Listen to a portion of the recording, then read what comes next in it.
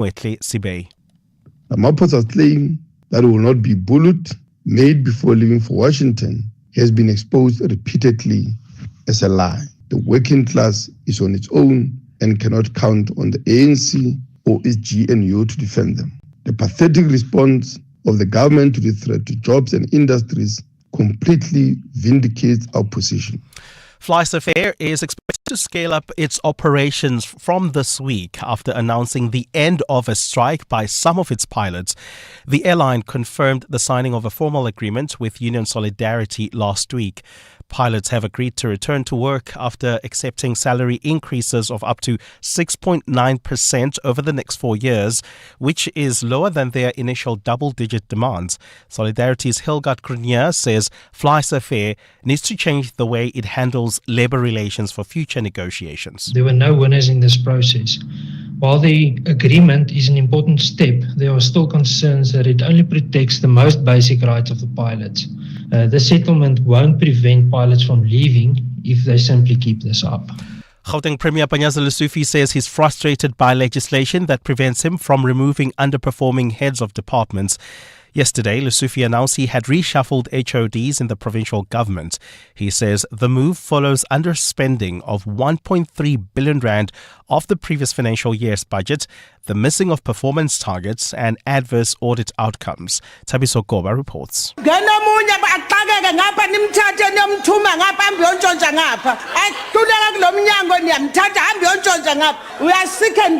About 5 years ago, EFF MP Makoti Kaula criticized the ANC strategy of moving compromised people from one portfolio to another. This is essentially what Gauteng Premier Panyaza Lesufi did by moving underperforming HODs from one portfolio to another. However, Lesufi says the reshuffle should not be downplayed, as it's the first time ever action has been taken against underperforming HODs. I wish it was like politicians who can just say we have reshuffled to go home. Those that are in administration, there are processes. And we don't want to lose money or lose cases on the basis of recklessness because we are excited, we just want to remove people. As a result of the reshuffle, there are now vacancies in 6 departments, which Lesufi says will be filled by capable HODs. Tabiso Koba, Eyewitness News. And more than 60 migrants have died when a boat carrying around 150 people sank off the coast of Yemen in bad weather.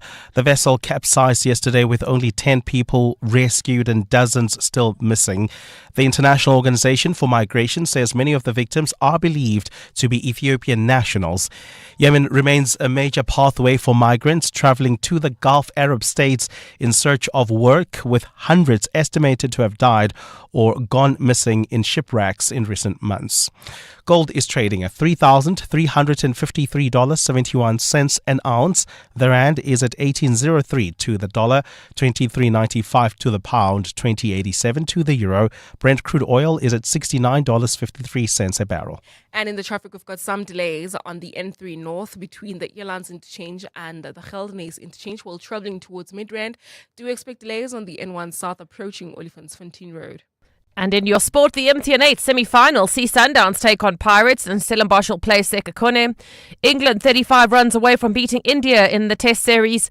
McLaren continues their domination in Hungary with Norris beating Piastri. A fine day in store for Gauteng, Johannesburg starting at 4 degrees, peaking at 22. Pretoria 6 and 23, Vereeniging 4 and 23 degrees. The top story in EWN this hour: South Africa's trade negotiators will face another tough test week as the country continues to scramble for a deal on tariffs with the US. EWN, in touch, in tune and independent. For the latest, visit ewn.co.za or download the EWN app. This is Breakfast with Bongani Bingwa On 702. Let's walk the talk.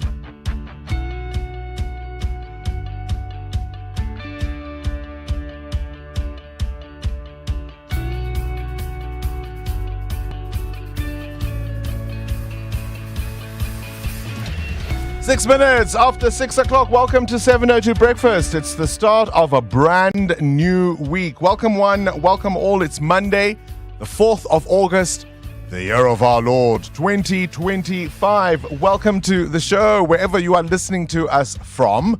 Where are you this morning? Are you in Rankua, Garsfontein, Hammanskraal, Irene, Mabopane, Mamelodi, Sochas. Are you in Roodeplaat? In Temba, in Winterveld? Are you in Waterkloof? Hey? Those fancy mansions. Garsfontein. It doesn't matter wherever you are around Gauteng, around the country, around the continent, around the world. We are the station that aims to reach you. Welcome to our program. My name is Bongani Bingwa. I'm not alone. My colleagues are all here. Amoramila, hope you had a fantastic weekend. Well rested, good weekend indeed. Good morning, Bongs. Morning 702 Landers. What did you get up to? Just family time. We went away for lunch with family in Protea Glen. We sat down for some football, and of course, the big team won, Orlando Pirates. And I just had a good weekend. You and I have made an effort today. Oh, we did. We are dressing up. We did. Muteo was getting left behind. He's still in last week's theme. slamba. Let's see how long it lasts. It's a slamba. Let's see how long. Oh, it's only for today. For me, it's only for today. I don't want to compete with Bongs' many suits and ties. No. If you just joined us, we are, of course, coming to you live from our Sandton studios. You can stream us on YouTube to see the madness behind the scenes, how the cookie is baked, essentially. We've got a photo shoot for the station, so we're updating our photos. The most awful thing happened to me during COVID lockdown. Because we were working from home, there was a point at which I was doing the show from home. Can you believe it? And so I decided to do something silly. It was December, or approaching December, and I dyed my hair. The very next week, the station decided that was the moment to do new imaging for the station. And it was either I cut my hair off entirely and I go bald, and my head is already big enough, metaphorically and literally. So I just went with myself as I was, and it's been the bane of my existence. They've tried some AI things to make it black, and I sit on. So anyway, today we are doing all of that. So I'm all suited up in the colors of the station, and that's why I'm looking a little fancy today. On our menu today, we're going to be looking at ARTO being extended to more municipalities. I think 69 is going to be the new number on the 1st of December, with 144 more to be added, says the president. So things like speeding, illegal parking, if you're driving under the influence of either alcohol or drugs, right, some level of intoxication, if you're not wearing a seatbelt, if you are not obeying traffic signs, you're on the phone whilst driving, if you're being negligent or reckless on the roads, if your vehicle is not in good condition, it's got a light that's not working, indicators that are not working, if you are overloading, these are some of the infringements that will make you lose points on your driver's license card. And eventually, you may have to start that process all over again, because your driver's license will then be taken away from you if you lose enough points. There will be a period during which you will not be allowed to drive. And after that period expires, you will then have to go for a learner's license. It will be as if you have never driven before, right?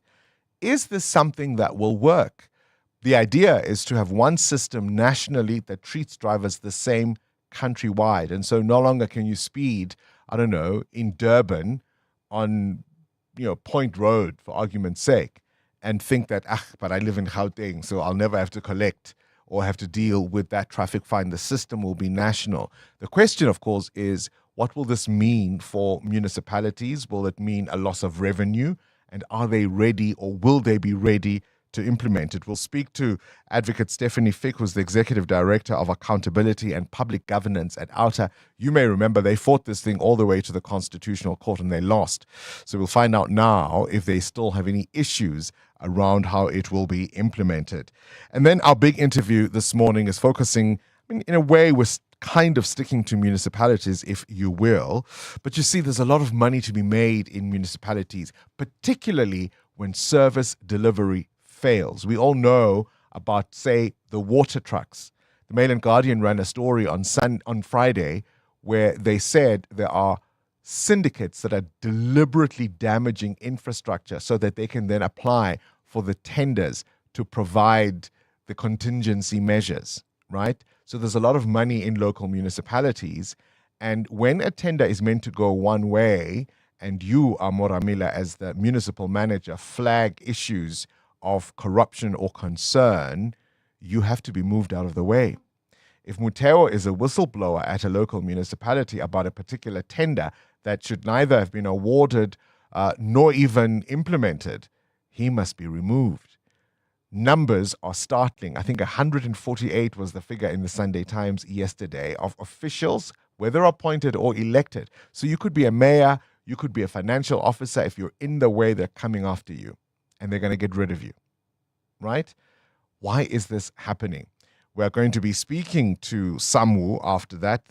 After 7, this is the union, the South African Municipal Workers Union. And then we'll also speak to Professor Alex van den Heever, who's a governance specialist from Wits University. And as if all of that was not exciting enough, just before 9 o'clock, guess who's going to be in the studio? The great, the mighty Anthony Hamilton is going to be joining us a little bit before 9 o'clock. So yes, I had to clarify that I'm dressed for the photo shoot, not for Anthony Hamilton. Besides, I think he and I bat for different teams. This is Breakfast with Bongani Bingwa on 702. Let's walk the talk. 13 after 6, here's a question. What skill did you learn early in life that if you had to relearn now, you would find extremely difficult? And there are a number of scenarios that you can think about. Some people, due to ill health, for example, lose the skill, the ability, not the ability, but the skill to walk. So they've got the ability, but they've got to relearn how to walk. They've got to relearn how to speak. Victims of stroke, for example, who, when they recover, have to learn all of those skills all over again. And when you do it as an adult, it is intensely frustrating to learn how to walk, to learn how to speak, to learn how to write, right? Some people, of course, might lose the functions on their dominant hand, and so they have to learn with the other hand how to write, how to use the things or to do the things they used to take for granted with their dominant hand. Do you follow what I'm saying? I was telling Africa Melane, my daughter is in grade 10, and last night she was telling me she's preparing for junior UN and they've got this resolution they've got to get through. And then she's thinking when she does drama, she might as well take some of that and do it in a performance, a poetic performance versus sort of a legal angle. In grade 10, I thought, I don't know if I would pass grade 10 at this rate. No, you laugh. You think you could pass matric? You could just walk in there and write that exam. Do you know my daughter's score? Barely pass it. I would barely pass it. Do you know what I'm saying? Yeah. I did well the first time around, I'll have you know, right? But boy, oh boy, if I had to do it again now, because we assume we still have the knowledge, right? But the truth of it is, I'd have to go and relearn some of those things. I couldn't just, go and write English paper 3 or whatever it may be tomorrow, right? So what's that skill for you? You've got it now, but if you had to relearn it as an adult at this age, you'd find extremely difficult. I think it's a new language. I remember growing up, it was so easy to learn new languages. Like isiZulu, for instance, was one that came very easy for me because the school that I went to, there were a lot of, multilingual people. And I remember thinking to myself, but why didn't I use that chance to learn other language? Because there were other people speaking Venda, others speaking Tsonga, Sepedi. It was like multilingual. And I thought to myself, oh my goodness, that time that I used to learn isiZulu, I could have actually used it to learn another language. Because right now, if you were to try to teach me Venda, for instance, I don't think I would survive. You tell? Apart from learning how to speak, I think for me it would be typing. Ooh. Again, because that took quite a while. I used to be one of those people that typed with the one finger and kept looking for the letters on the keyboard. ASDF, JKL. Yeah. Right? Exactly. So that took a while for me. So when you get to varsity and it's your first year and you're typing assignments, wow, what a time. Yeah. 011-883-0702. I'd love for us to chat about this. Of course, we're illustrating a point that we'll be discussing a little later on. What new skill would you find difficult to learn late in adulthood? You're with Bongani Bingwa. 702 weekday mornings, 6 to 9 a.m. Ever feel like we are lastminute.com on a number of issues? You may remember, of course, we spoke to the Trade and Industry Minister, Pakstow, last week. Well, he and his international relations counterpart, Ronald Lamola, will give an update on ongoing negotiations. By the way, it's not a fait accompli, it's not cast in stone.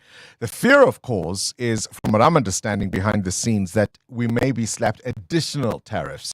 So that's what they're trying by all means to avoid. So they'll give a press briefing today to give a sense of the progress. In the meantime, we're hearing that, and I'll tell you more about this in the after 7 hour, Gauteng is scrambling to try and spruce up the province ahead of the G20 summit. It's August now.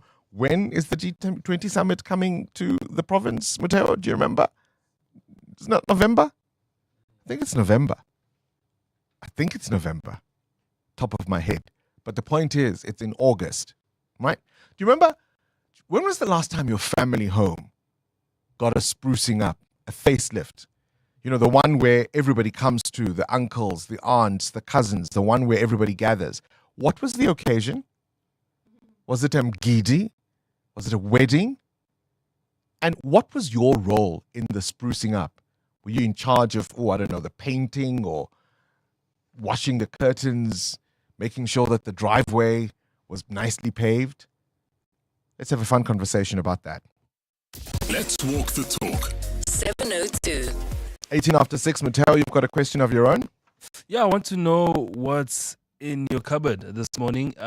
What's your favorite bread, whether specialty or just normal white or brown bread? And is it still part of your diet? I mean, I know a lot of people are trying to move away from things like starch, but you can't. Is bread one of those things? Growing up, there was a thing. There was a tinned. People, when I've said this before on air, people think it was awful. It sounds awful, but it was really the most delicious thing. There was a can of tinned cornbread. Tinned bread. Tinned cornbread. It was called talagu. Okay. And you would put this can in a pot of water, and then when the water came to a boil, you would take it out, let it cool, and then you'd open the can, and out would come this can-shaped loaf of cornbread. It was the most delicious thing to have with amas growing up. I was about to ask, what do you have it with? Okay. Amas. It was. Oh, you can also butter it. You can butter it and have it with jam. Gorgeous, gorgeous, gorgeous, gorgeous. I just haven't seen it in many a year. We used to have it a lot in the Eastern Cape when I was growing up. I don't think I've seen it much in Gauteng, and I'd love to know if anybody knows A, what I'm talking about, Maybe we should but get B, the recipe. but B, I'm bad at baking. I can't follow instructions. I can't follow instructions. I try to get creative. But now I'd say garlic bread. Shea butter for me, Amu. Whole wheat and just simply brown bread. You just love bread. I just love bread, any kind of bread. It's a win for me. Gosh, I'm hungry already. 702. Weather.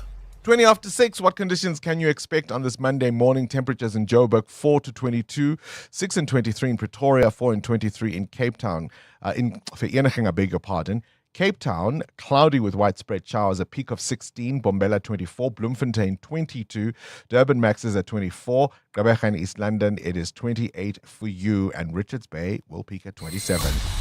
EWN Traffic. All right, Amo, let's have a first look at those roads. What are you seeing? Well, we've got some delays in Protea Glen on Main Road. This is just as you head towards the R558. Please be on the lookout there. While traveling towards the Diepkloof interchange, delays on the N1 North between the N12 exit and the Diepkloof interchange. Golden Highway backed up between the N1 and Union Street. This is due to the roadworks that are taking place along this route. Please be on the lookout there. The one lane is closed off to traffic and the other has been turned into a two lane. So if you will be using this road towards areas like Neerdale, Mondio, as well as Southgate, please be patient. And there's peak time delays already on the M1 North between Boyson's Road and Carr Street. I'll have more updates for you. Stay tuned. There's more EWN on air, online, and on the EWN app. Dear Journal, trying to be an adult, day 3,274. Every time I go to a fancy birthday dinner, I'm reminded I'm just 5 fancy birthday dinners away from financial ruin. Note to self, don't make any more born in June friends. Recently removed from the family payroll. Get covered at pineapple.co.za. It's like 570 Rand a month, so it's 100% the insurance for you. Underwritten by Old Mutual Alternative Risk Transfer Insurer Limited, a licensed non-life insurer and authorized FSP. Premiums are risk profile dependent. Betway's exclusive new games are taking the world by storm. Featuring massive Megaways jackpots. Take your shot on Cash and Riches, Wolf Blades, Gallo Gold Brunos, and many more incredible experiences for you to choose from. You're guaranteed to find a new ultra fun favorite.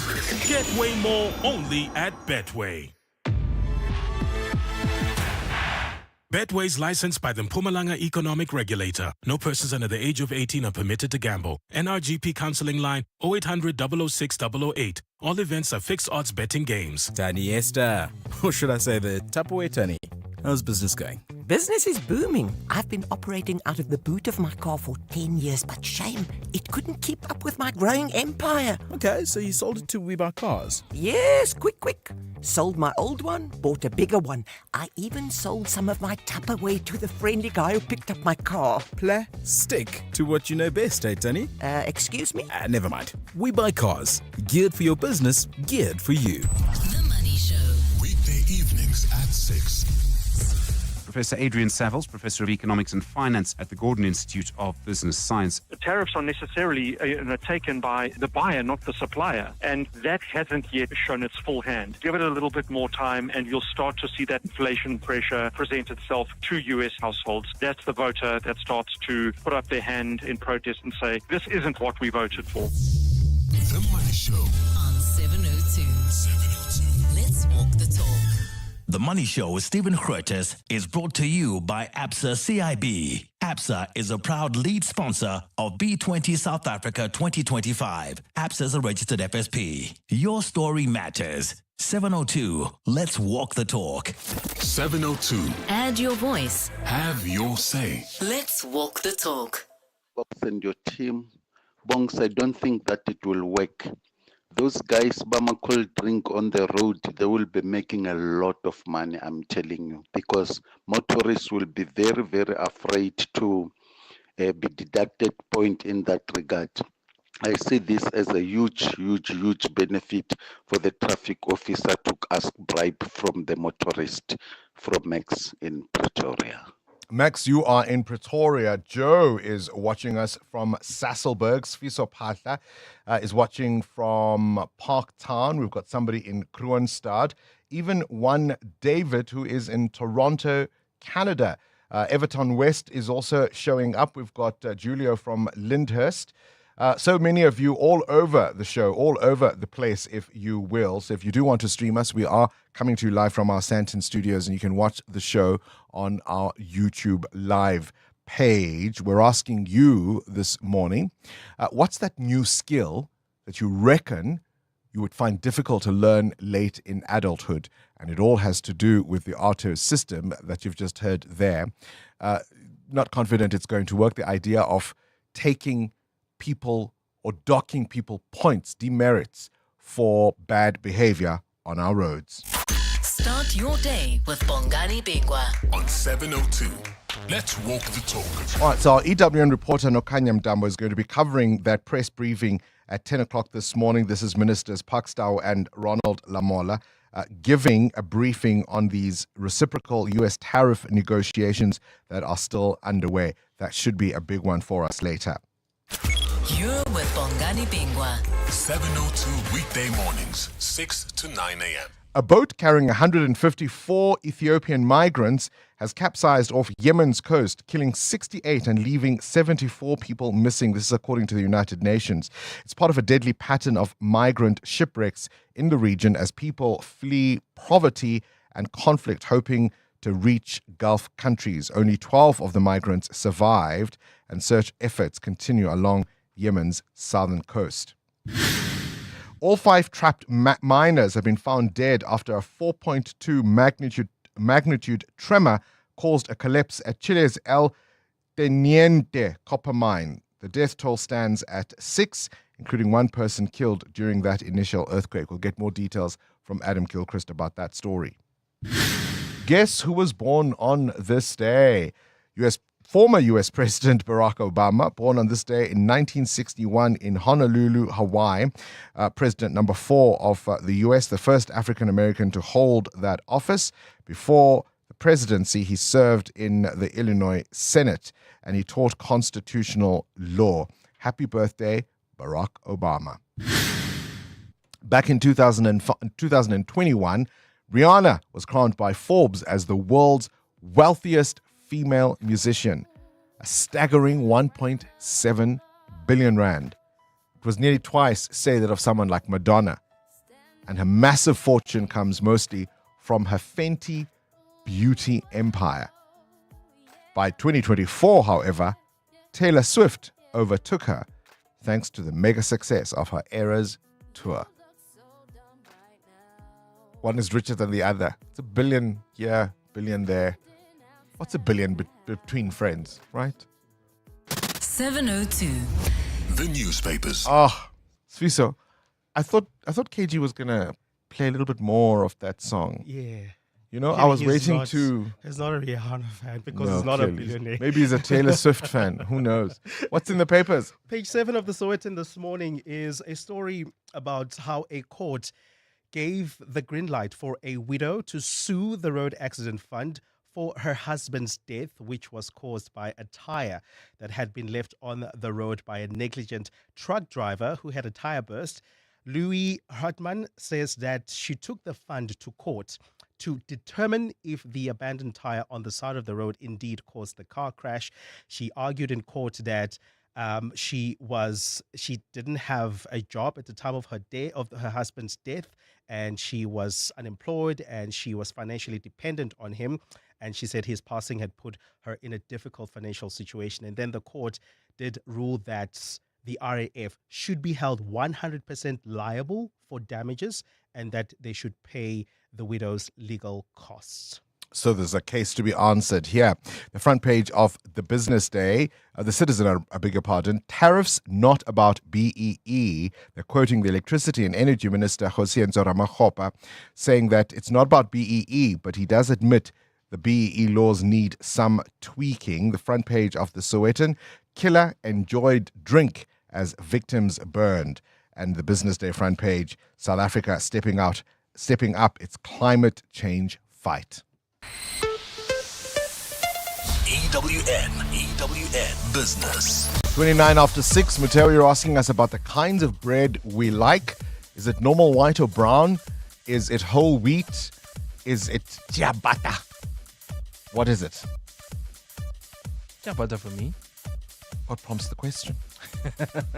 Well, food producer PepsiCo says the appetite for specialty breads in South Africa is growing. The company now has 2 plants fully dedicated to specialty breads. PepsiCo, which owns the Sasco bread brand, says low GI bread is demanding more from its operations. As more and more South Africans look for healthier options, the company has had to adapt. Now, according to Fin24, General Manager of Bakeries at PepsiCo, Cornel Vermeulen, says Sasco is one of the leaders in the low GI and specialty bread market. This includes variants like the whole wheat bread and oats and honey, which I think sounds quite delicious.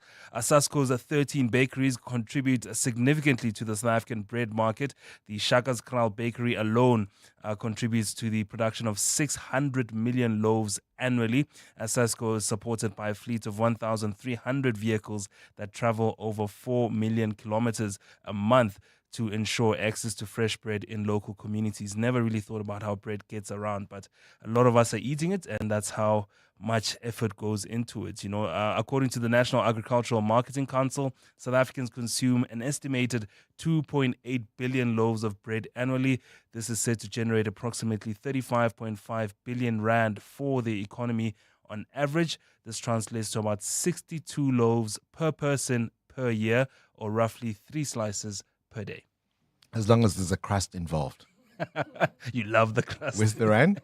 18.03 against the US dollar, stronger this morning at 20 rand 88 cents against the euro and at 23 rand 93 cents against the British pound.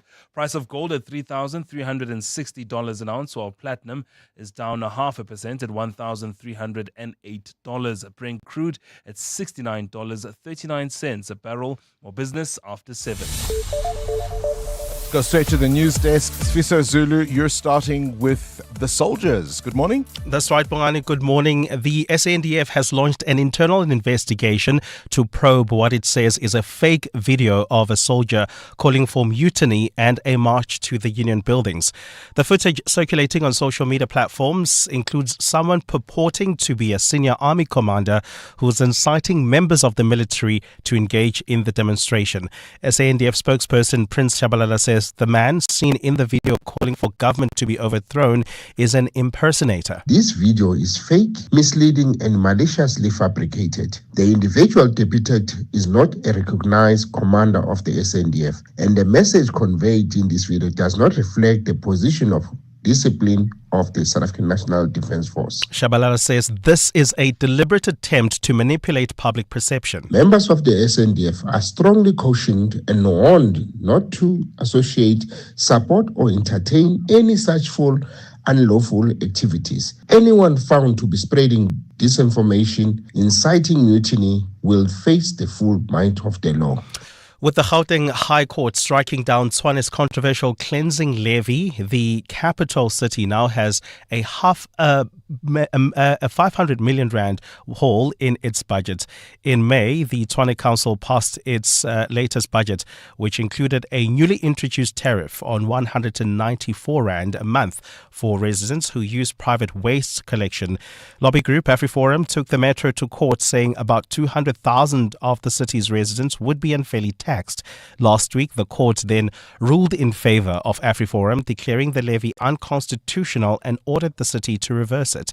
AfriForum spokesperson Arno Ruot. This judgment means 560 million rands will be taken out of Tshwane's greedy hands and returned to the pockets of Pretoria's residents. The court made it clear that the city of Tshwane's misconduct will not be tolerated, neither towards the public nor towards the court. Therefore, along with the scrapping of the city cleansing levy, a punitive cost order in AfriForum's favor was also granted against the city. The Border Management Authority has seized counterfeit goods and stopped a network of document fraud at the country's ports of entry. The BMA yesterday released its quarterly reports for the 2025-2026 financial year. It shows that over a space of 3 months this year, authorities have intercepted counterfeit goods with an estimated street value of more than 1 million rand. BMA Commissioner Michael Masiapato says they are working on strengthening security measures to stop illicit trade. Additionally, in dealing with illicit trade, which negatively affect our economy, the border guards seized about 32 bales of counterfeit clothing, 201 pairs of counterfeit footwear with an estimated value of 1 million, as well as 98,000. And rescuers in Chile have found the body of the last of 5 workers who had been trapped in the world's largest underground copper mine after an earthquake. Prosecutors say the focus now is on a criminal investigation into the incident at the mine, which is operated by a state-owned company. The 4 other bodies were discovered over the weekend during a desperate search in collapsed mine tunnels. The overall death toll is now confirmed at 6, as another person was killed at the time of the incident on Thursday. A fine day in store for Gauteng. The temperatures are at lows of 4 and 6 degrees, peaking at highs between 22 and 23. And in the traffic, we've got delays on the N1 South between the Brakfontein interchange and Olifantsfontein Road. There's also queuing traffic, peak time delays, in fact, on the M1 North between Xavier Street and Carr Street. The top story this hour, the SANDF has launched an internal investigation to probe what it says is a fake video of a soldier calling for mutiny. Before the president has his national dialogue, the people will have theirs. This Wednesday, join Clement Maniatela for the People's Dialogue on 702. The questions won't be scripted, the truths won't be polished, but the voices will be heard. Dear Mr. President, lend us your ears. Because before policies, there are people. And before power, there is accountability. The People's Dialogue with Clement Maniatela. You've watched, you've waited. Now you speak. To the country, to the president, to each other. Wednesday, 6 August. From 9 to 12, only on 702. Let's walk the talk.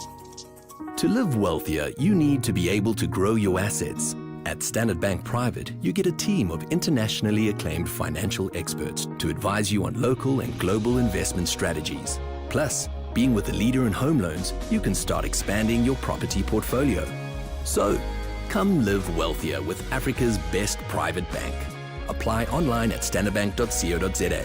Standard Bank is an authorized FSP and registered credit provider. T's and C's apply. My family's struggling with snotty noses and phlegmy coughs. Oh no! Have you tried ACC? ACC 600 is a convenient one-a-day effervescent tablet from 14 years of age. Or now also in a no-water-needed, fruity-flavored sherbet-like granules that dissolve in your mouth. Ideal for the on-the-go adult. Ask for ACC 600 effervescent or oral powder at your nearest pharmacy to get rid of the snotties and flemmings. And trust, if it doesn't say ACC, it's not ACC. Did you ever work in the UK? If you did for at least 3 years and you're under 67, you can get a guaranteed UK state pension worth up to 5 million rand over a typical retirement for just a small payment directly to UK revenue. Most people get 40 rand back for every rand they pay in. There's a big queue at UK revenue as this opportunity may end soon, so act fast. Call Extra Pension in Cape Town or see extrapension.com. Mind your UK pension and it'll mind you. Service fees apply. 702. WhatsApp Bongani on 072 702 1702. Good morning, Bongani. It's Jaden Joburg here. So, about cornbread, all you have to do is basically roast a milli and then chuck the kernels into some bread dough and bake it. And yeah, Bob's your uncle. All right, morning 702. Bongani team and listeners. I think my favorite bread is mosbolletjies and raisin bread. I think it's just a kind of flour that they use that can go with any meal just like that, not even butter or jam. It's very nice. Well, have a lovely week. You have a lovely week too. Muteo was asking the question, what's your favorite bread? This as food producer PepsiCo saying the appetite for specialty breads in South Africa is growing. They've got 2 plants fully dedicated to specialty breads. PepsiCo, of course, which owns Sasco. They're saying things like low GI bread is what many consumers are demanding as they look for healthier options, so they've had to adapt. Cindy Paluta has just walked in and had a seat. Cindy, a very good morning to you. Hope you had a fantastic weekend. Yes, and Lots yours. of sport on the go. Do you like bread? I love bread. Who doesn't like bread? Who doesn't get depressed when the first thing the dietitian says to you is, okay, so Can't eat bread. So you're going to have to swap to a cracker. Your favorite bread? In terms of brand or just... No, type. In other words, do you want whole wheat? Do you want sesame seed bread? Do you want... I mean, who doesn't love white bread? White bread is always fresh out of the toaster with some butter on it. There's nothing better. But over the years, we've just conditioned ourselves to have low GI brown bread. And all these things that... I should just say the not fun one when they sell it. Honestly. Garlic bread? I love garlic bread. I love like a bread. I think Woolies makes one. It's got like a cheese in it that you can put in the oven, almost similar to a garlic bread with maybe a little bit of sun-dried tomato. But nothing on this planet is better than homemade bread. Freshly baked homemade bread. Because I grew up with my grandmothers. My great-grandmother was a phenomenal baker, and she used to always make fresh bread. So there was three that we always used to look forward to.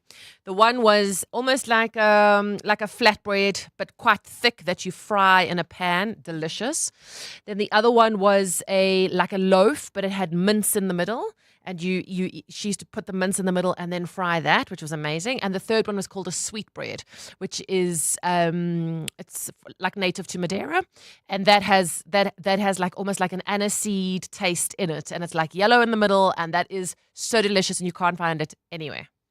All right, only grandma's hand Exactly knew how to do that. All right, let's get into sport. EWN Sport. You'll be delighted, Cindy Paluta. We've got all kinds of people watching us right now in YouTube. We've got Pina Twala watching us from Soshanguve. Tepo's in Soweto.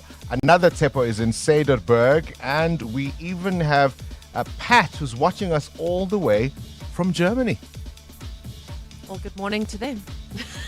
Good morning, everyone.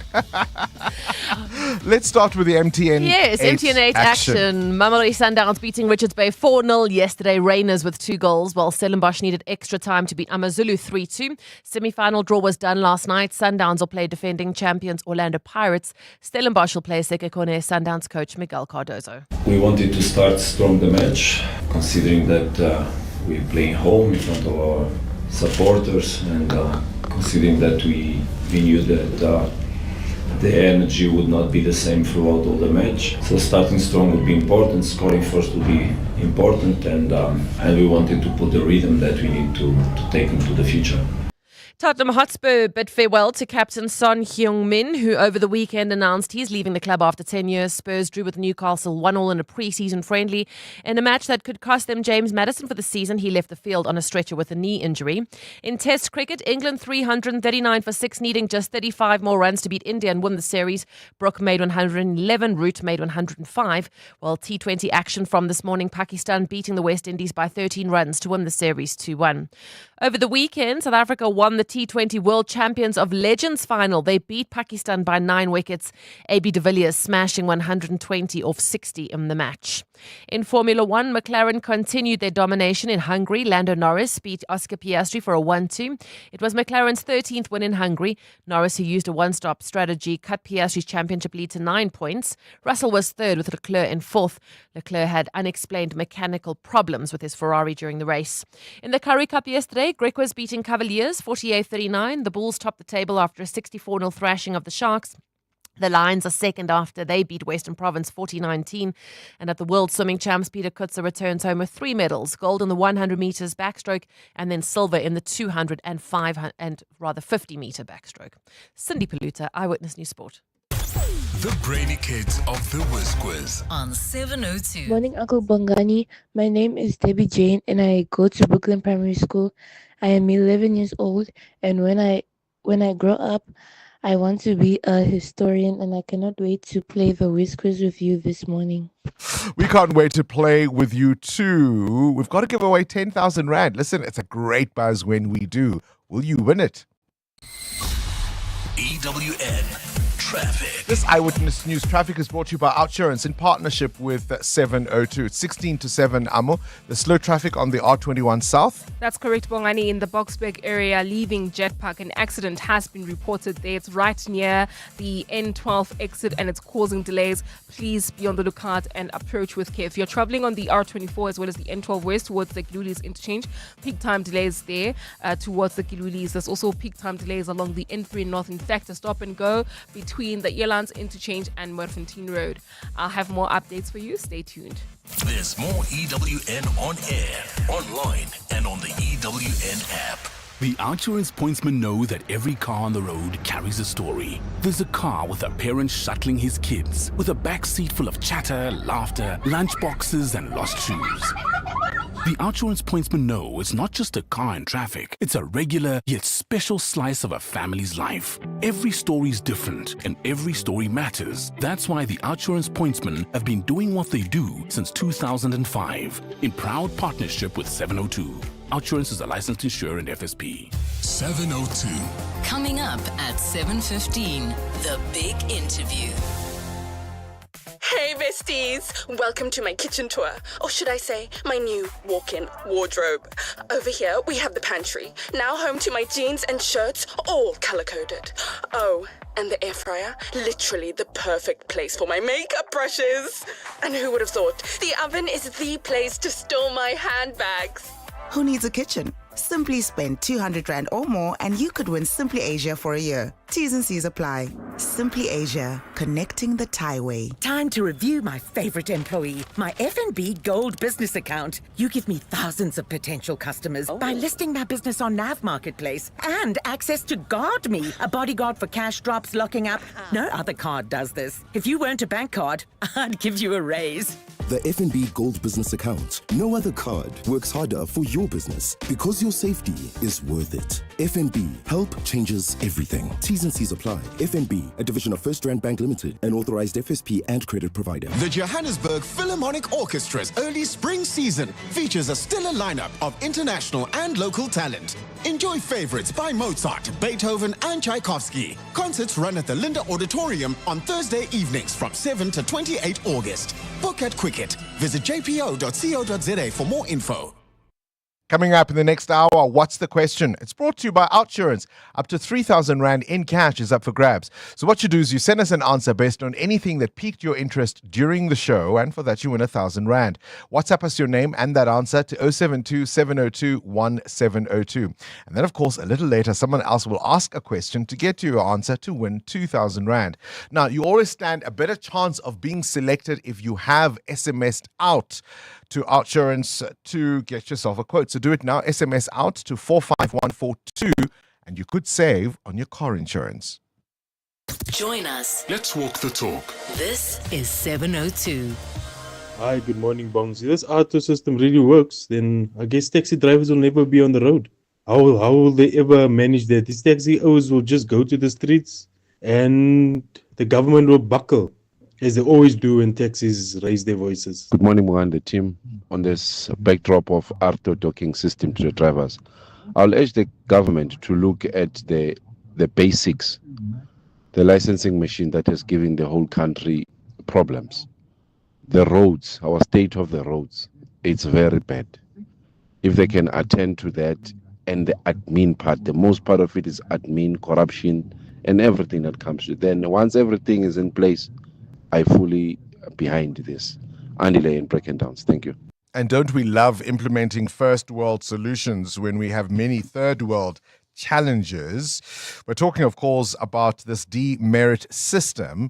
They've already tried to roll it out in Johannesburg and Pretoria, but we'll speak to the organization Undoing Tax Abuse about whether or not it will indeed deal with what it aims to change, and that is to get bad drivers off our roads. So that's an interview coming up. Let's talk.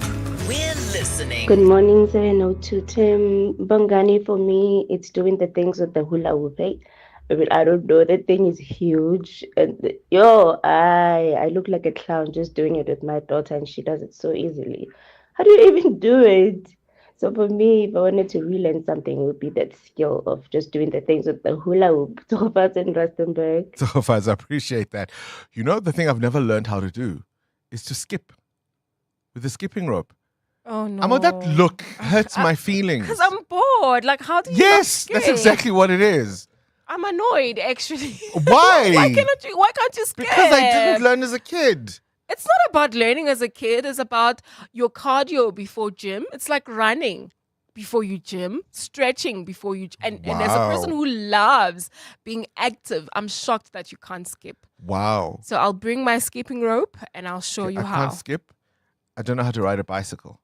Okay, that's fair. I've taught both my kids, though, how to do it. Mm-hmm. But Aziko is Imali of riding a bicycle. What's that skill that you learned as a youngster, but gosh, would it be difficult for you to do so now? Who is the whizziest of them all?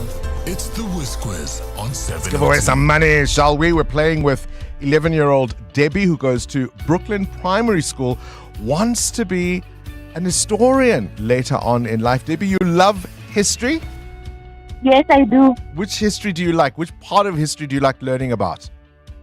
Like ancient Egypt or like ancient Greek. Oh, the classicals. That's what you like. All right. Well, very good luck to you. Debbie, let's see if you can walk away with a classic 10,000 Rand, hey? Okay. Will this round be historical? I've got cheesy jokes for days, Debbie. Cheesy jokes for days. All right, here we go. KG, start the clock. Spell the word passive. Passive. Correct. What color is between red and yellow in a rainbow? Orange. Correct. What is 9 times 11? Pass. 99.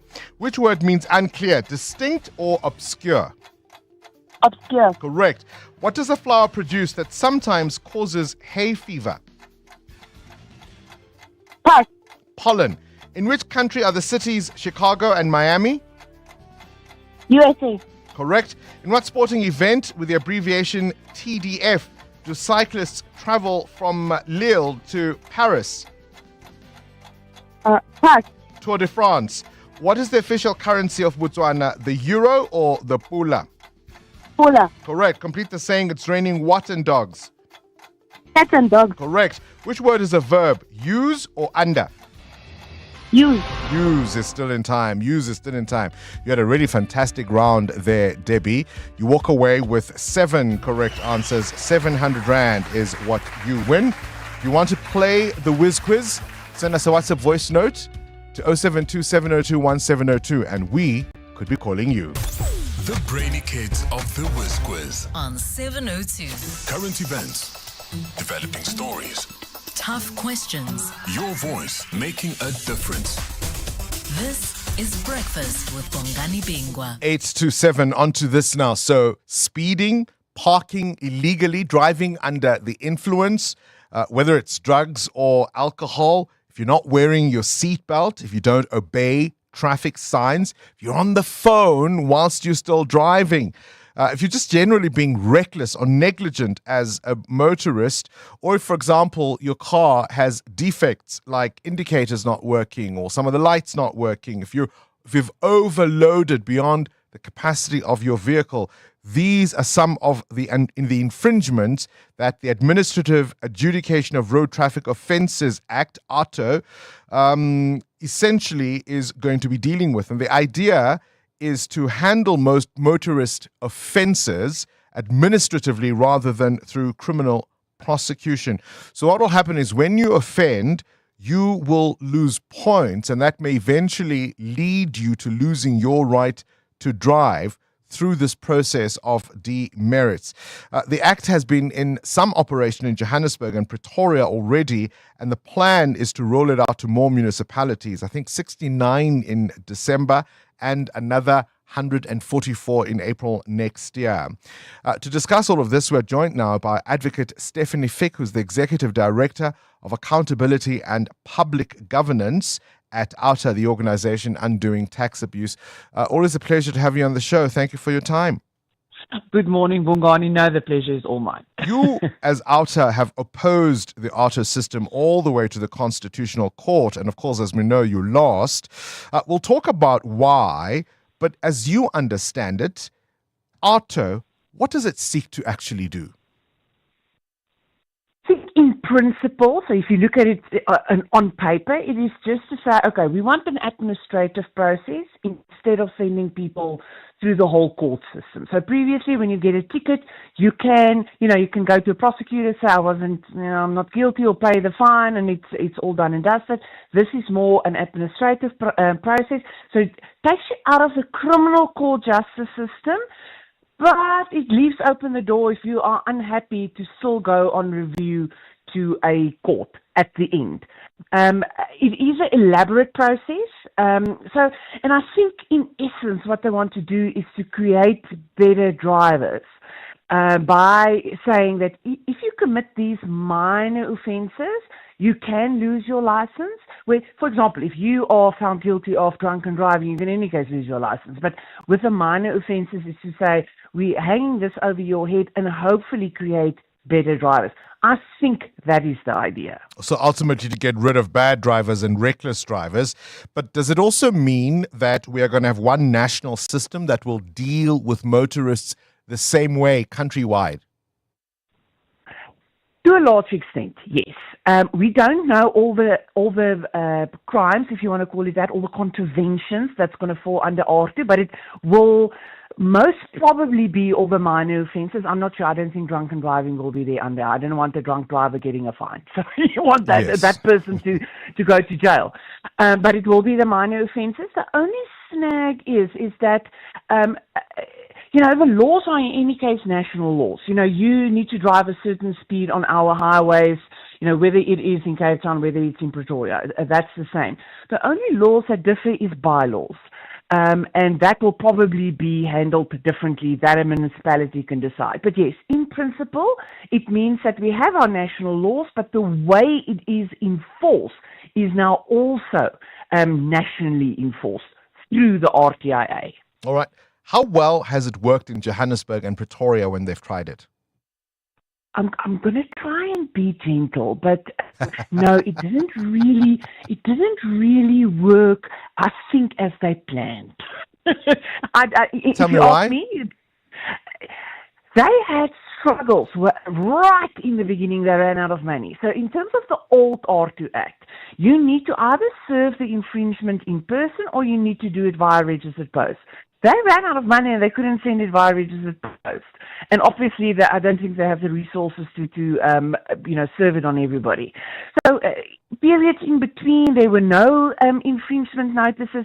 They also have the inability to handle their own administrative process. All of a sudden, and I don't know how many people go through this, and can I please say this? I all of a sudden get notices of tickets that apparently I got in 2019. If they didn't follow the process, they can do absolutely nothing with those fines. What they are doing is they're trying to sort of force people to pay very old fines at roadblocks.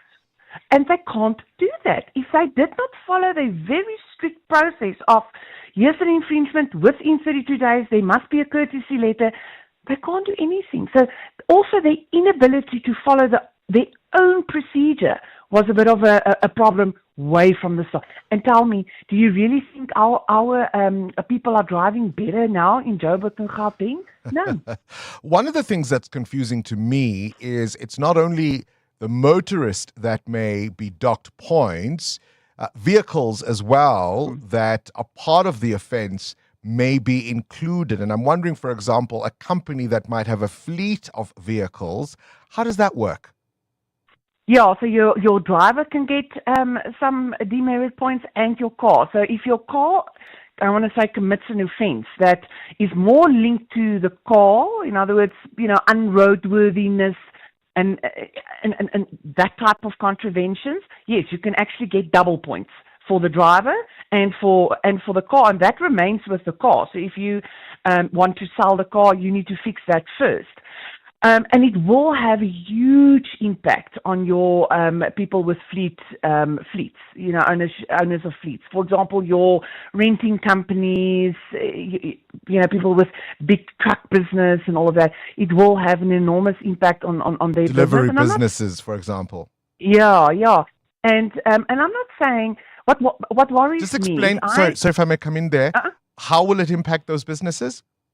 Because they will then have cars with not only drivers having a demerit point system. So at some point, your driver, because he's a driver, gets demerit points and he can't drive anymore. Also, your cars can't be on the road. Now that may seem, but you will say to me, but just make sure that your car is in order and your drivers drive according to the law. Yes. I think the majority of people just wants to be law-abiding citizens. But if there's something wrong with the administrative process, and here's one example. Our NATA system is not the best. I've got tickets where, it is my motor vehicle license, but it's not me because it's a duplicated car, or it's, your car gets stolen and it gets used by someone else, and it's a whole mess. So because the system is not functioning properly, I do think that people may run into trouble, and because of the system. So if you are unhappy, I make representations and I can't convince them that I didn't receive it or it's not my car. Eventually I have to go to appeals tribunal, and then I have to go to court in order to fix this on my name. In the meantime, I can't drive. So the system, I think in their hearts of hearts, but it's like a lot of things in South Africa, I think the intention might have been good. Nowhere in the world, the system as it is in South Africa works like the one in South Africa. And I think you need to look at what is your intention. And if your intention is to create better drivers, get more people on the road, get our roads fixed, and get maybe go and teach our kids in school how to drive properly and just be law-abiding, and maybe we will fix this. But with the amount of Yeah. And I was going to say, and don't be corrupt. Advocate Yes. Stephanie Fick, appreciate your time, Executive Director at Outer, because the problem is that if Joburg has struggled with it, Pretoria has struggled with it, what do you think is going to happen when the smaller municipalities try to implement this? 702. Coming up, the big interview. The big interview focuses on the alarming rise of attacks on local government officials. What needs to be done to address this concerning trend? This is EWN. Treasury threatens to withdraw funds from the underperforming city of Johannesburg, and another tough week for South African trade negotiations. Good morning, I'm Sfiso Zulu. Johannesburg Mayor Dada Morero is again under pressure to sort out the city's finances or risk losing funding from Treasury. Finance Minister Enoch Godongwana has written to the mayor complaining about the poor management of the metro's coffers.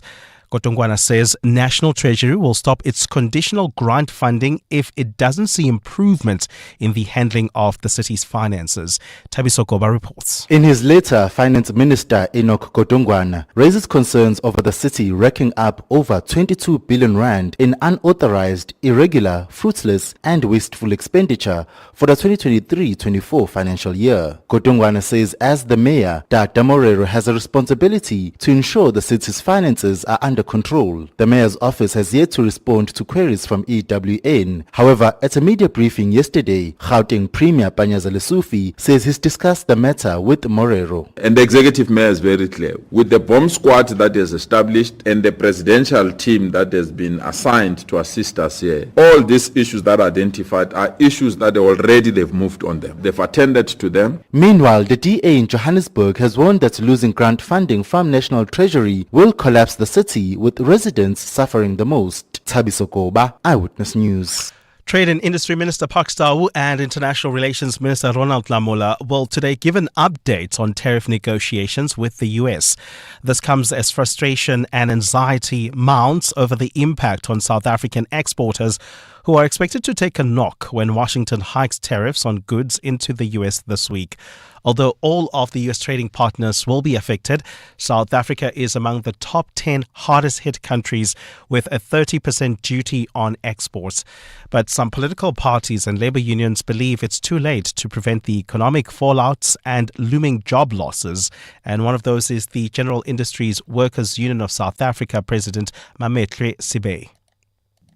Ramaphosa's claim that it will not be bullet made before leaving for Washington has been exposed repeatedly as a lie. The working class is on its own and cannot count on the ANC or its GNU to defend them.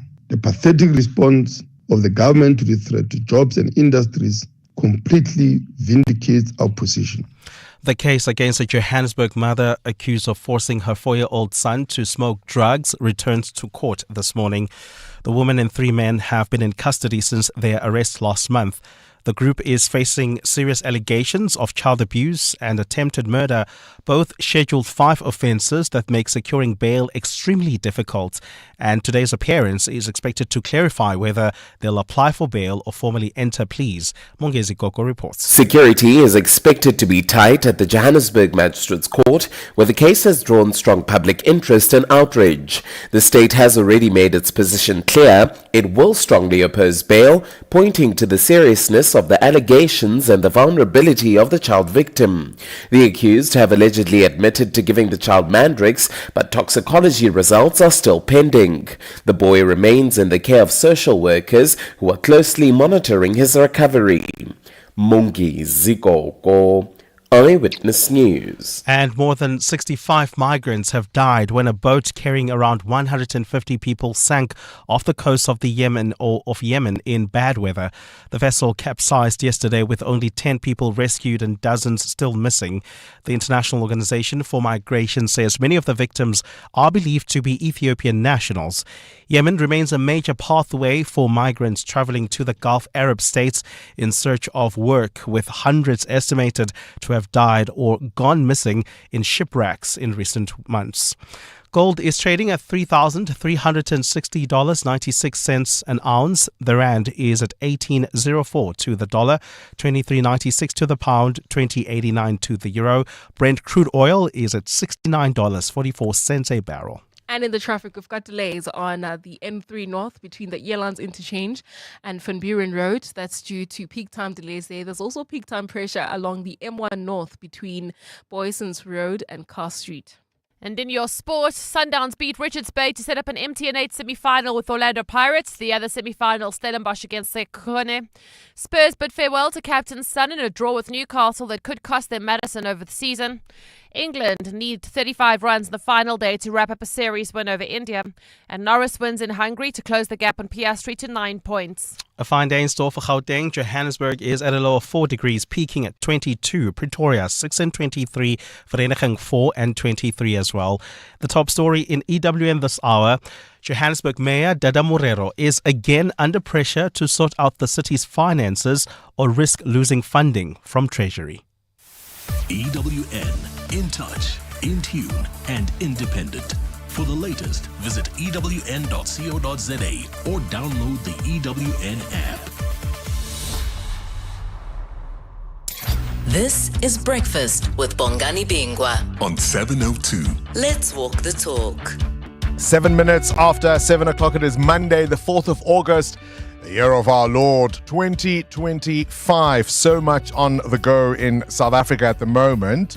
The Joburg Mayor, Dada Morero, being threatened by Treasury.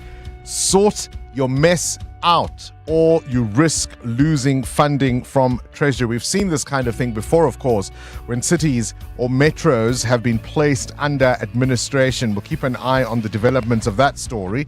And staying in Gauteng, the Premier yesterday gave a media briefing in Midrand in which he announced the reshuffling of the heads of departments. One of the concerns he raised was the issue of underspending. Have a listen to Gauteng Premier Panyaza Lesufi.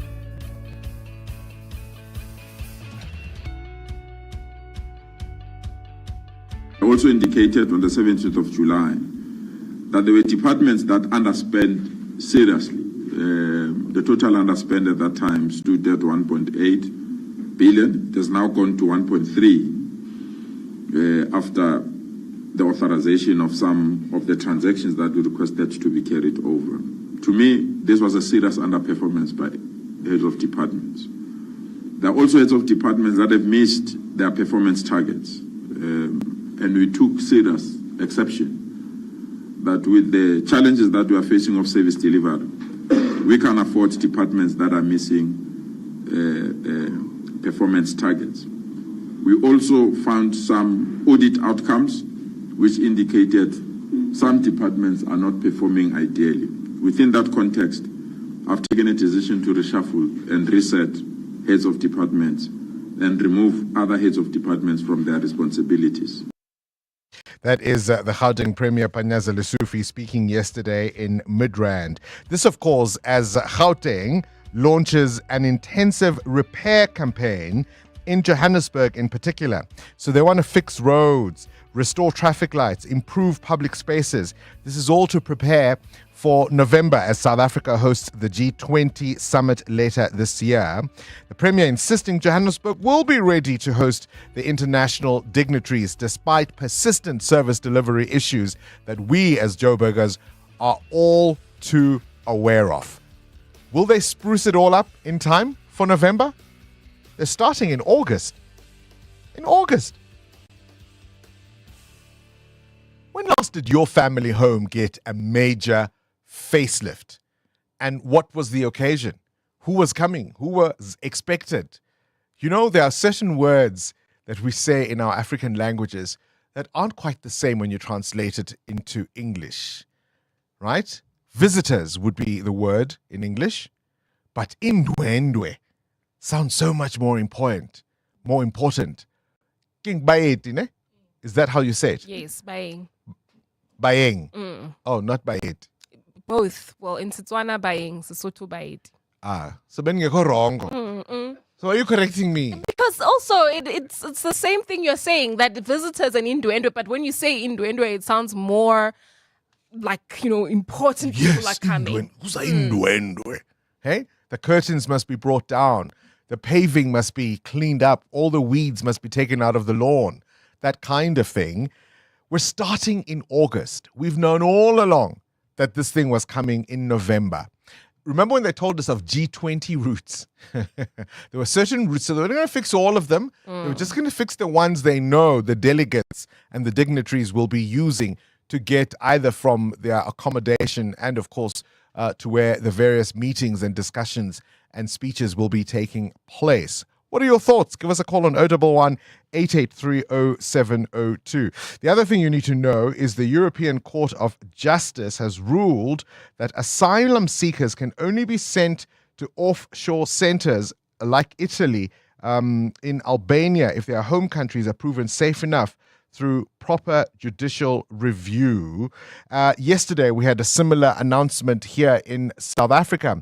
The Border Management Authority Commissioner, Dr. Michael Masiapato, announcing that about 42 travelers trying to come into South Africa were denied entry due to public health risks, including things like malaria, for example. They simply didn't let them in. Have a listen. Our port health specialists continue to screen travelers who entered the country for communicable diseases as they were entering the Republic. In this regard, about 42 travelers were refused entry due to public health risks that had been identified. About 24 suspected malaria cases were referred to public health facilities for further processing. Additional to the screening of travelers, our port health team do monitor the importation of health-related products such as foodstuffs, cosmetics, disinfectants, hazardous substances, human remains, biological products, including tobacco, for compliance to various pieces of legislation under the National Department of Health. Our port health specialists serve as the first line of defense against health risks associated with cross-border movement of people, conveyances, baggage, cargo, shipments, and other imported consignments. It is also, of course, the 64th birthday of the 44th President of the United States. Barack Obama was born on this day in Honolulu, in Hawaii, in 1961. Have a listen to a 2024 interview on the Pivot podcast, and here's his advice for young people. Do not let people think you do not belong, because I promise you, once you sit at these tables, at these fancy places, with folks with fancy titles, and they got a big bank account, and you talk to them, and you go, oh, they ain't all that. This idea that somehow they're so special, they're so smart, they're so sophisticated, not really. They've been exposed. They've been given the confidence of feeling like they belong. But if you sit down and talk to them, turns out, and at each stage, you go to Harvard, and then you find out, Harvard's full of some fools and people that you would not put in charge of anything, but they're there. And there's some really amazing, brilliant people too. And then you meeting a group of 7 world leaders are all in a room, or the United Nations. Same thing. Turns out that there's some really smart, amazing world leaders, and there's some fools running countries. Isn't that how life goes? And every now and again, you meet a brilliant young person. Yesterday, I had the pleasure of meeting the most amazing 4-year-old. His name is Ngaba. He can't wait to play the Whiz Quiz. I even promised him, I was so impressed with this little young kid. I even promised him a little shout out on air today. So Ngaba, if you're listening, a very good morning to you from Uncle Bongani. I hope you really do great things with your life. Now, if the 44th president is turning 64, guess who's turning 44 today? It is, of course, Meghan Markle, who was once known as the Duchess of Sussex. I don't think she carries that title after marrying the UK's Prince Harry. You may remember her, of course, from some of her television work, including a fantastic role in the TV series Suits. Meghan Markle turns 44 today. 702. Up next. The Big Interview. EWN Traffic. The 7:15, this Eyewitness News traffic is brought to you by Outsurance in partnership with 7:02. It's peak hour at this point, Amo. It is indeed, Bongani. At this particular moment, we're seeing an accident in Village Main on the M2 West, right near Boyson's Road, delays from Heidelberg Road. There's also an accident seen in Lone Hill along Witkoppen Road, just as you approach the Winnie Mandela Drive. Please be on the lookout there and drive with care. I'll have more updates for you. Stay tuned. There's more EWN on air, online, and on the EWN app. Clever late excuse number 76. I had to go home and change because the weather forecast was wrong. Well, fortunately, with the Outsurance pointsman on the roads, you no longer have to come up with creative excuses for being late. The Outsurance pointsman ease traffic congestion to get you there quickly and safely. And Outsurance really means it when they say you always get something out. In proud partnership with 702, show them some love online using hashtag pointsmanlove. Outsurance is a licensed insurer and FSP. 702. The big interview with Bongani Bingwa. 16 minutes after 7 o'clock. Just how desperate are the corrupt to get their grubby little hands on municipal funds?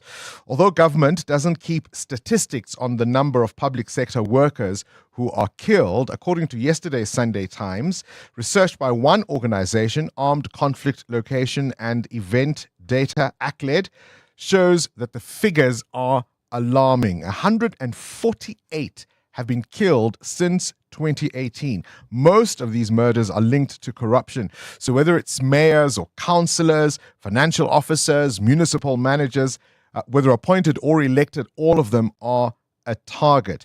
See, there are big bucks to be made and to shore up the provision of service delivery, and that's where the corruption occurs.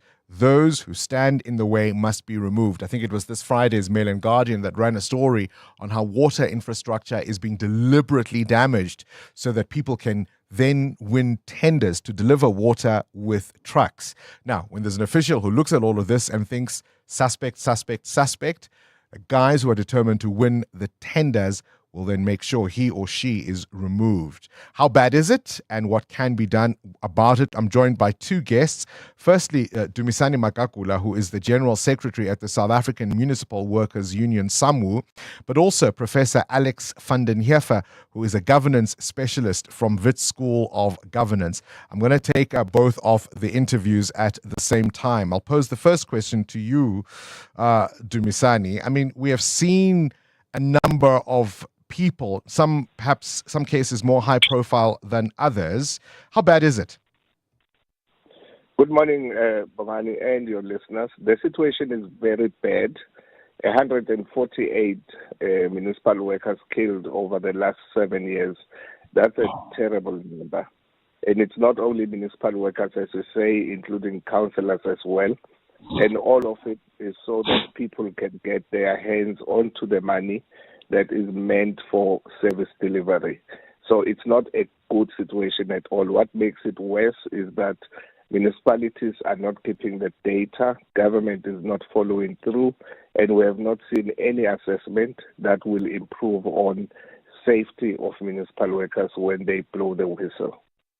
And of course, to be clear, many of the people who are behind these murders are at times colleagues colluding with syndicates from outside to make sure that these tenders go one particular way. That's the tragedy of the whole corruption issue. There is a corruptor and a corruptee, and to a large extent, there's always collaboration internally.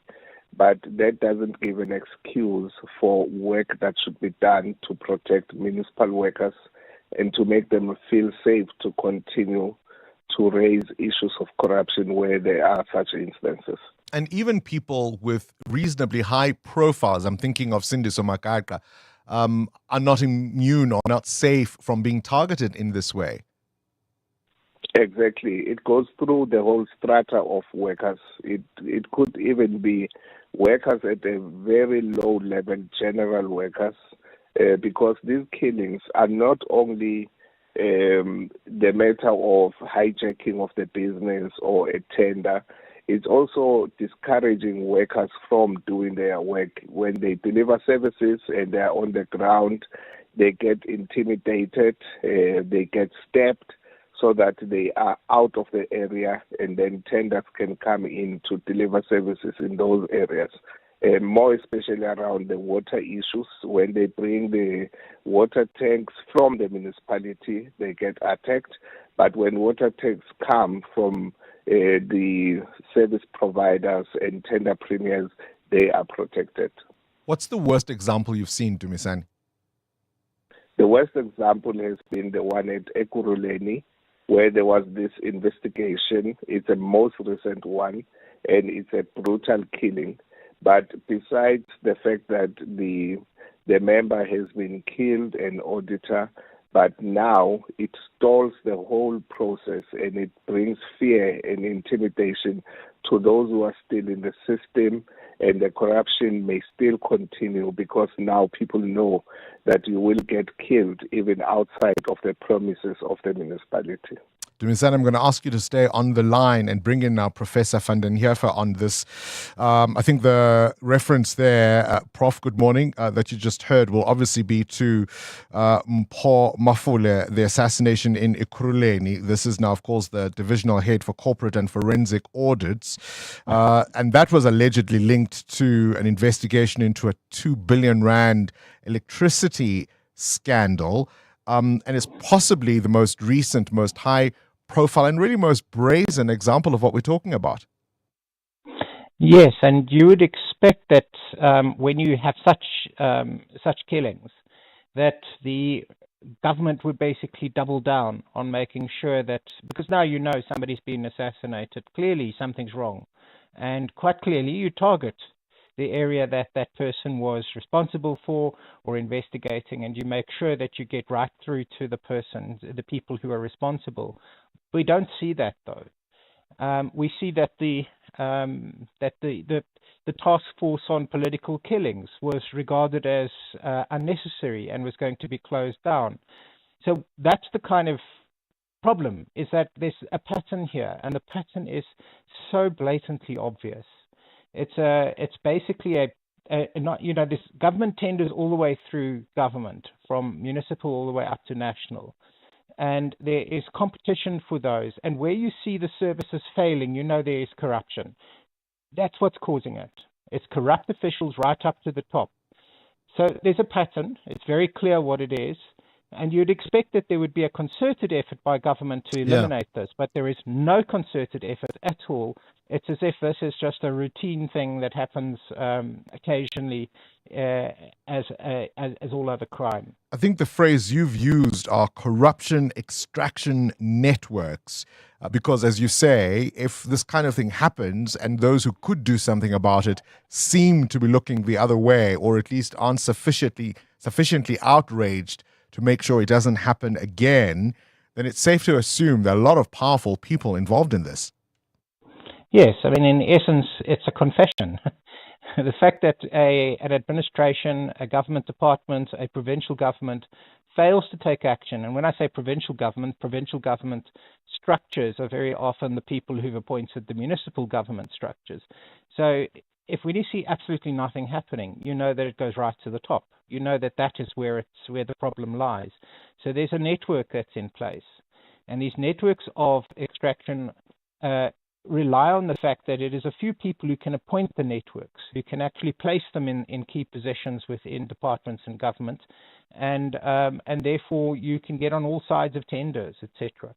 So the silence, as I say, is a confession. And yesterday, we've seen that from, Sorry, I was going to say, yesterday we saw the Premier in Gauteng, for example, reshuffling heads of government.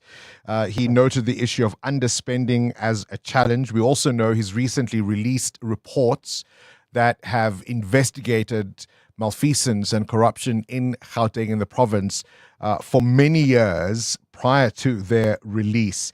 Is there a connection between that kind of thing and what we are discussing? Well, I think that the Premier's actions to date show a very, very lax attitude toward dealing with these issues. If we had to look at the Babita Deokaran story, we're coming up to the 4th anniversary of her murder. And yet the people who were getting contracts in Tembisa Hospital and so on are still able to get contracts. They weren't even blacklisted by National Treasury. It is laughable. There's on every front there is no action. And so to supposedly move a few people around within the provincial administration, theoretically they had identified people based on lifestyle audits and found problems. There's no disclosure as to what was found and who was moved where and who was removed. It's just some people moved around. You don't move people around like that. You take concerted action. But it Isn't there a seems sense like, that anybody's been charged, right?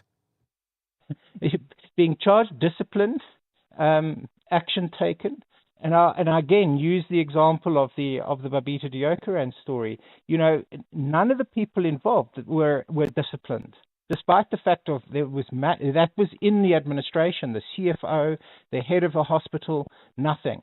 So if the you're HOD of the department. So if you're a whistleblower under these circumstances, you really are the fool.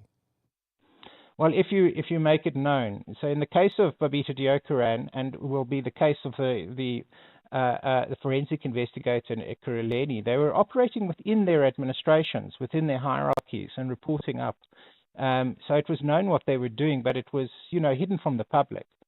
That person is in incredible danger. The whistleblower tends to be the one who gets suspended and kicked out. But the person who is investigating or about to take serious action is the one who gets assassinated because nobody knows. They just take that person out and everything stops. Those people are in incredible danger and need to be protected. So in many cases, whistleblowers will now not reveal their names. They will reveal information and put it out there, but remain anonymous, which is probably the best thing to do. But people carrying out their official functions are actually in a high risk position when you've got a administration that doesn't respect your job and protect you and protect the integrity of your function. Prof, is the tendering system the cancer in all of this? The cancer in all of this is the political appointments into administrations, because that's how you can place networks very quickly. So you essentially require multiple people to be coordinating their actions in order for tenders to be manipulated. So it's not the tender system as such. It's the fact that you can manipulate the tender system, and it's easy to do if you're a politician. If you're a member of the executive, you're in a powerful position to basically establish these networks. And that's our problem. We've allowed this problem to occur. We've got governance structures that permit massive conflicts of interest to continue. So then you have people on the inside and people on the outside who are able to coordinate very easily. But if you had a normal administration where you've got a proper separation of powers, then you don't have that. Then it's not possible to establish a network of extraction within the state. So this is very much part of the problem. Not the tender system. We're always going to have to procure. It's not that you procure by tender. You could procure in many different ways. If you're able to manipulate a tender system, you can manipulate any procurement system because it's all your buddies sitting on the entire system. So we basically have to make sure that officials are officials and members of the executive are political appointees, and they can't appoint people. So this is where it all starts, and where all the corruption begins and ends, and why it starts from the top. Gosh, and what has that meant for service delivery? Professor Alex van den Heever, a governance specialist from Wits University School of Business. We also spoke to Dumisani Makakula, who is the General Secretary of SAMU, the South African Municipal Workers Union. EWN Business. 29 after 7, Matteo, let's talk manufacturing. We're seeing some green shoots despite the turbulent environment. Yeah, some good news. Bongani, South Africa's manufacturing sector saw a significant boost in sentiment in July, with the ABSA Purchasing Managers Index rising to 50.8 points from 48.5 in June. Now, this marks the first time the PMI has been above the 50-point mark since October of 2024. The index reads any number below 50 as a contraction, with a number above 50 seen as growth. New sales orders, which speaks to demand, increased by 9.8 points to with 55.9 points, marking the third consecutive month of improvement. Now, despite the overall improvement, sub-indices tracking employment and expected business conditions fell by 6 and 6.1 points, respectively, indicating caution amongst producers. Now, South Africa is facing a 30% tariff on its exports to the US starting on the 7th of August. The higher tariffs are expected to hurt business amongst exporters and result in some job losses. Oil prices taking a dip. Yeah, oil prices have slipped this morning after the group of oil-producing countries, OPEC Plus, agreed to another large production hike in September. OPEC Plus agreed on Sunday to raise oil production by 547,000 barrels per day for September, the latest in a series of accelerated output hikes. Now, Brent crude futures fell by 43 cents to $69.24 a barrel, while the U.S. West Texas Intermediate crude price was also at $66.94 a barrel, down 39 cents. Now, the move marks a full and early reversal of OPEC Plus' largest tranche of output cuts, plus a separate increase in output for the United Arab Emirates, amounting to 2.5 million barrels per day. With the rand? 18.05, up above 0.5% against the US dollar this morning, at 20 rand 90 cents against the euro, and at 23 rand 96 cents against the British pound. Price of gold at $3,360 an ounce, or platinum is at $1,311. Brent crude lower this morning at $69.42 a barrel. More business after 8. Thank you, Mutero. Off to the news desk we go to Sfiso Zulu. I suppose the question, Sfiso, is why are we always lastminute.com? The world is coming to us in November for the G20 summit. Will we be ready? Well, Bongani, the Gauteng government says it is confident that the city will host a successful G20's leaders summit later this year. As the Trouble Metro prepares for the massive meeting of global leaders, the comments come after the DA in Joburg again raised concerns about the city's lack of preparedness. Heads of state and diplomats from across the world are expected to attend the summit, with Johannesburg being earmarked as the host city. Premier Panyaza Lesufi released a state of readiness report yesterday. Those that are in Johannesburg, they will tell you. I mean, the M2 between Midrand and Sandton, it was a dark city, the main road. The lights are there. If you come from OR Tambo, R24, the lights are back. If you check the grass cutting, with almost 70%. My only limitation, and I've emphasized it to the mayors, I don't want to do this thing for G20. I'm doing it for the citizens of Gauteng. It's just that we are hosting this important activity. We must go beyond the G20 itself and sustain. Almost 500 illegal miners brought to the surface from a mine in Barberton in Mpumalanga are expected to appear in court today. They face charges of contravening the Immigration Act and trespassing, while others are facing charges of possession of gold-bearing material. Their arrest follows an intense operation by law enforcement and mine security as part of Operation Valumkoti in the province. Mpumalanga Police spokesperson Mpho Nonyanempe. Members of the SAPS, in the team that is working in collaboration with Home Affairs officials, are currently busy purifying the number in terms of how many will be charged for what type of offense. He says an operation is underway to retrieve more people stuck underground. The plans in terms of the others that went deep, our members from Vala Umgodi, in collaboration with the mine security and also the Department of Minerals and Energy, will regroup and also ensure that we communicate whatever action will be taken following this development. The SANDF has launched an internal investigation to probe what it says is a fake video of a soldier calling for mutiny and a march to the union buildings. The footage circulating on social media platforms includes someone purporting to be a senior army commander inciting members of the military to engage in the demonstration. SANDF spokesperson Prince Shabalala says the man is seen in the video calling for government to be overthrown, and they say that he's an impersonator. This video is fake, misleading, and maliciously fabricated. The individual depicted is not a recognized commander of the SANDF, and the message conveyed in this video does not reflect the position of discipline of the South African National Defence Force. Shabalala says this is a deliberate attempt to manipulate public perception. Members of the SNDF are strongly cautioned and warned not to associate, support or entertain any such full unlawful activities. Anyone found to be spreading disinformation, inciting mutiny, will face the full might of the law. And New Zealand's former Deputy Police Commissioner has lost the right to anonymity after he was charged with possessing child sexual exploitation and bestiality material. Jevan McSkimming was arrested in June, but the courts had prevented media from reporting his name or other details of his case. Appearing in Wellington District Court today, McSkimming opted not to seek an extension of the suppression order.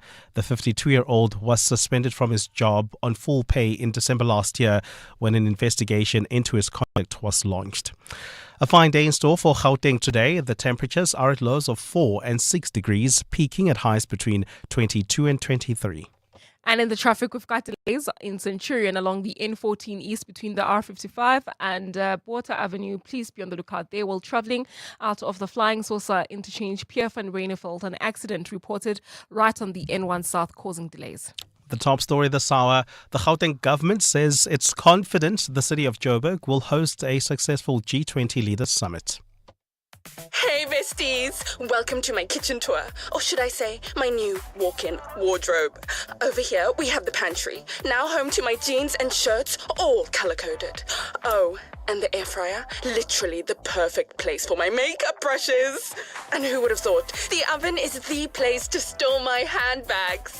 Who needs a kitchen? Simply spend 200 Rand or more and you could win Simply Asia for a year. T's and C's apply. Simply Asia, connecting the Thaiway. Looking for your next car? We Buy Cars makes it easy with over 10,000 vehicles available for sale. So whether it's your season to upgrade or downgrade your vehicle, We Buy Cars has what you need.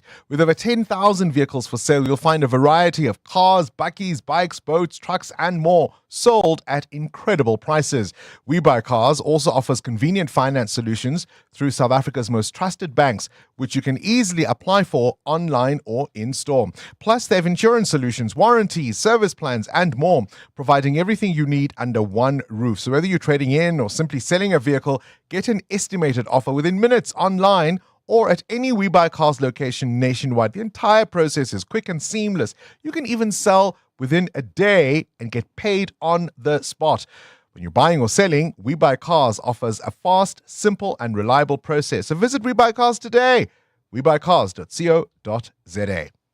Every business begins with heart, but it thrives with support. And no one backs Gauteng's dreamers and doers like 702, Yoko, and you.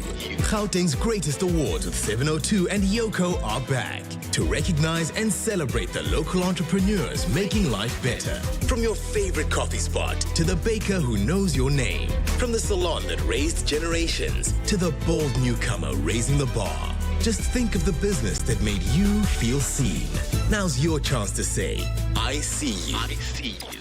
Go to primemediaplus.com to view the categories and make your nomination. Because this province isn't just the hub of business, it's the home of excellence. And excellence deserves your applause. Gauteng's greatest awards with 702, powered by Yoko. Let Yoko Counter fuel your business to greatness. Go to yoko.com to explore the new point of sale solution, saving hundreds of businesses time and money.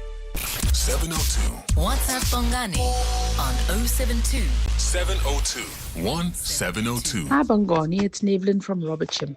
I just want to say my water meter was stolen off my payment at 8:20 on Friday morning. After reporting it, after escalating it, my councillor escalating it. There are apparently in our area 24 water meters that have been stolen, and there's water pouring down the road.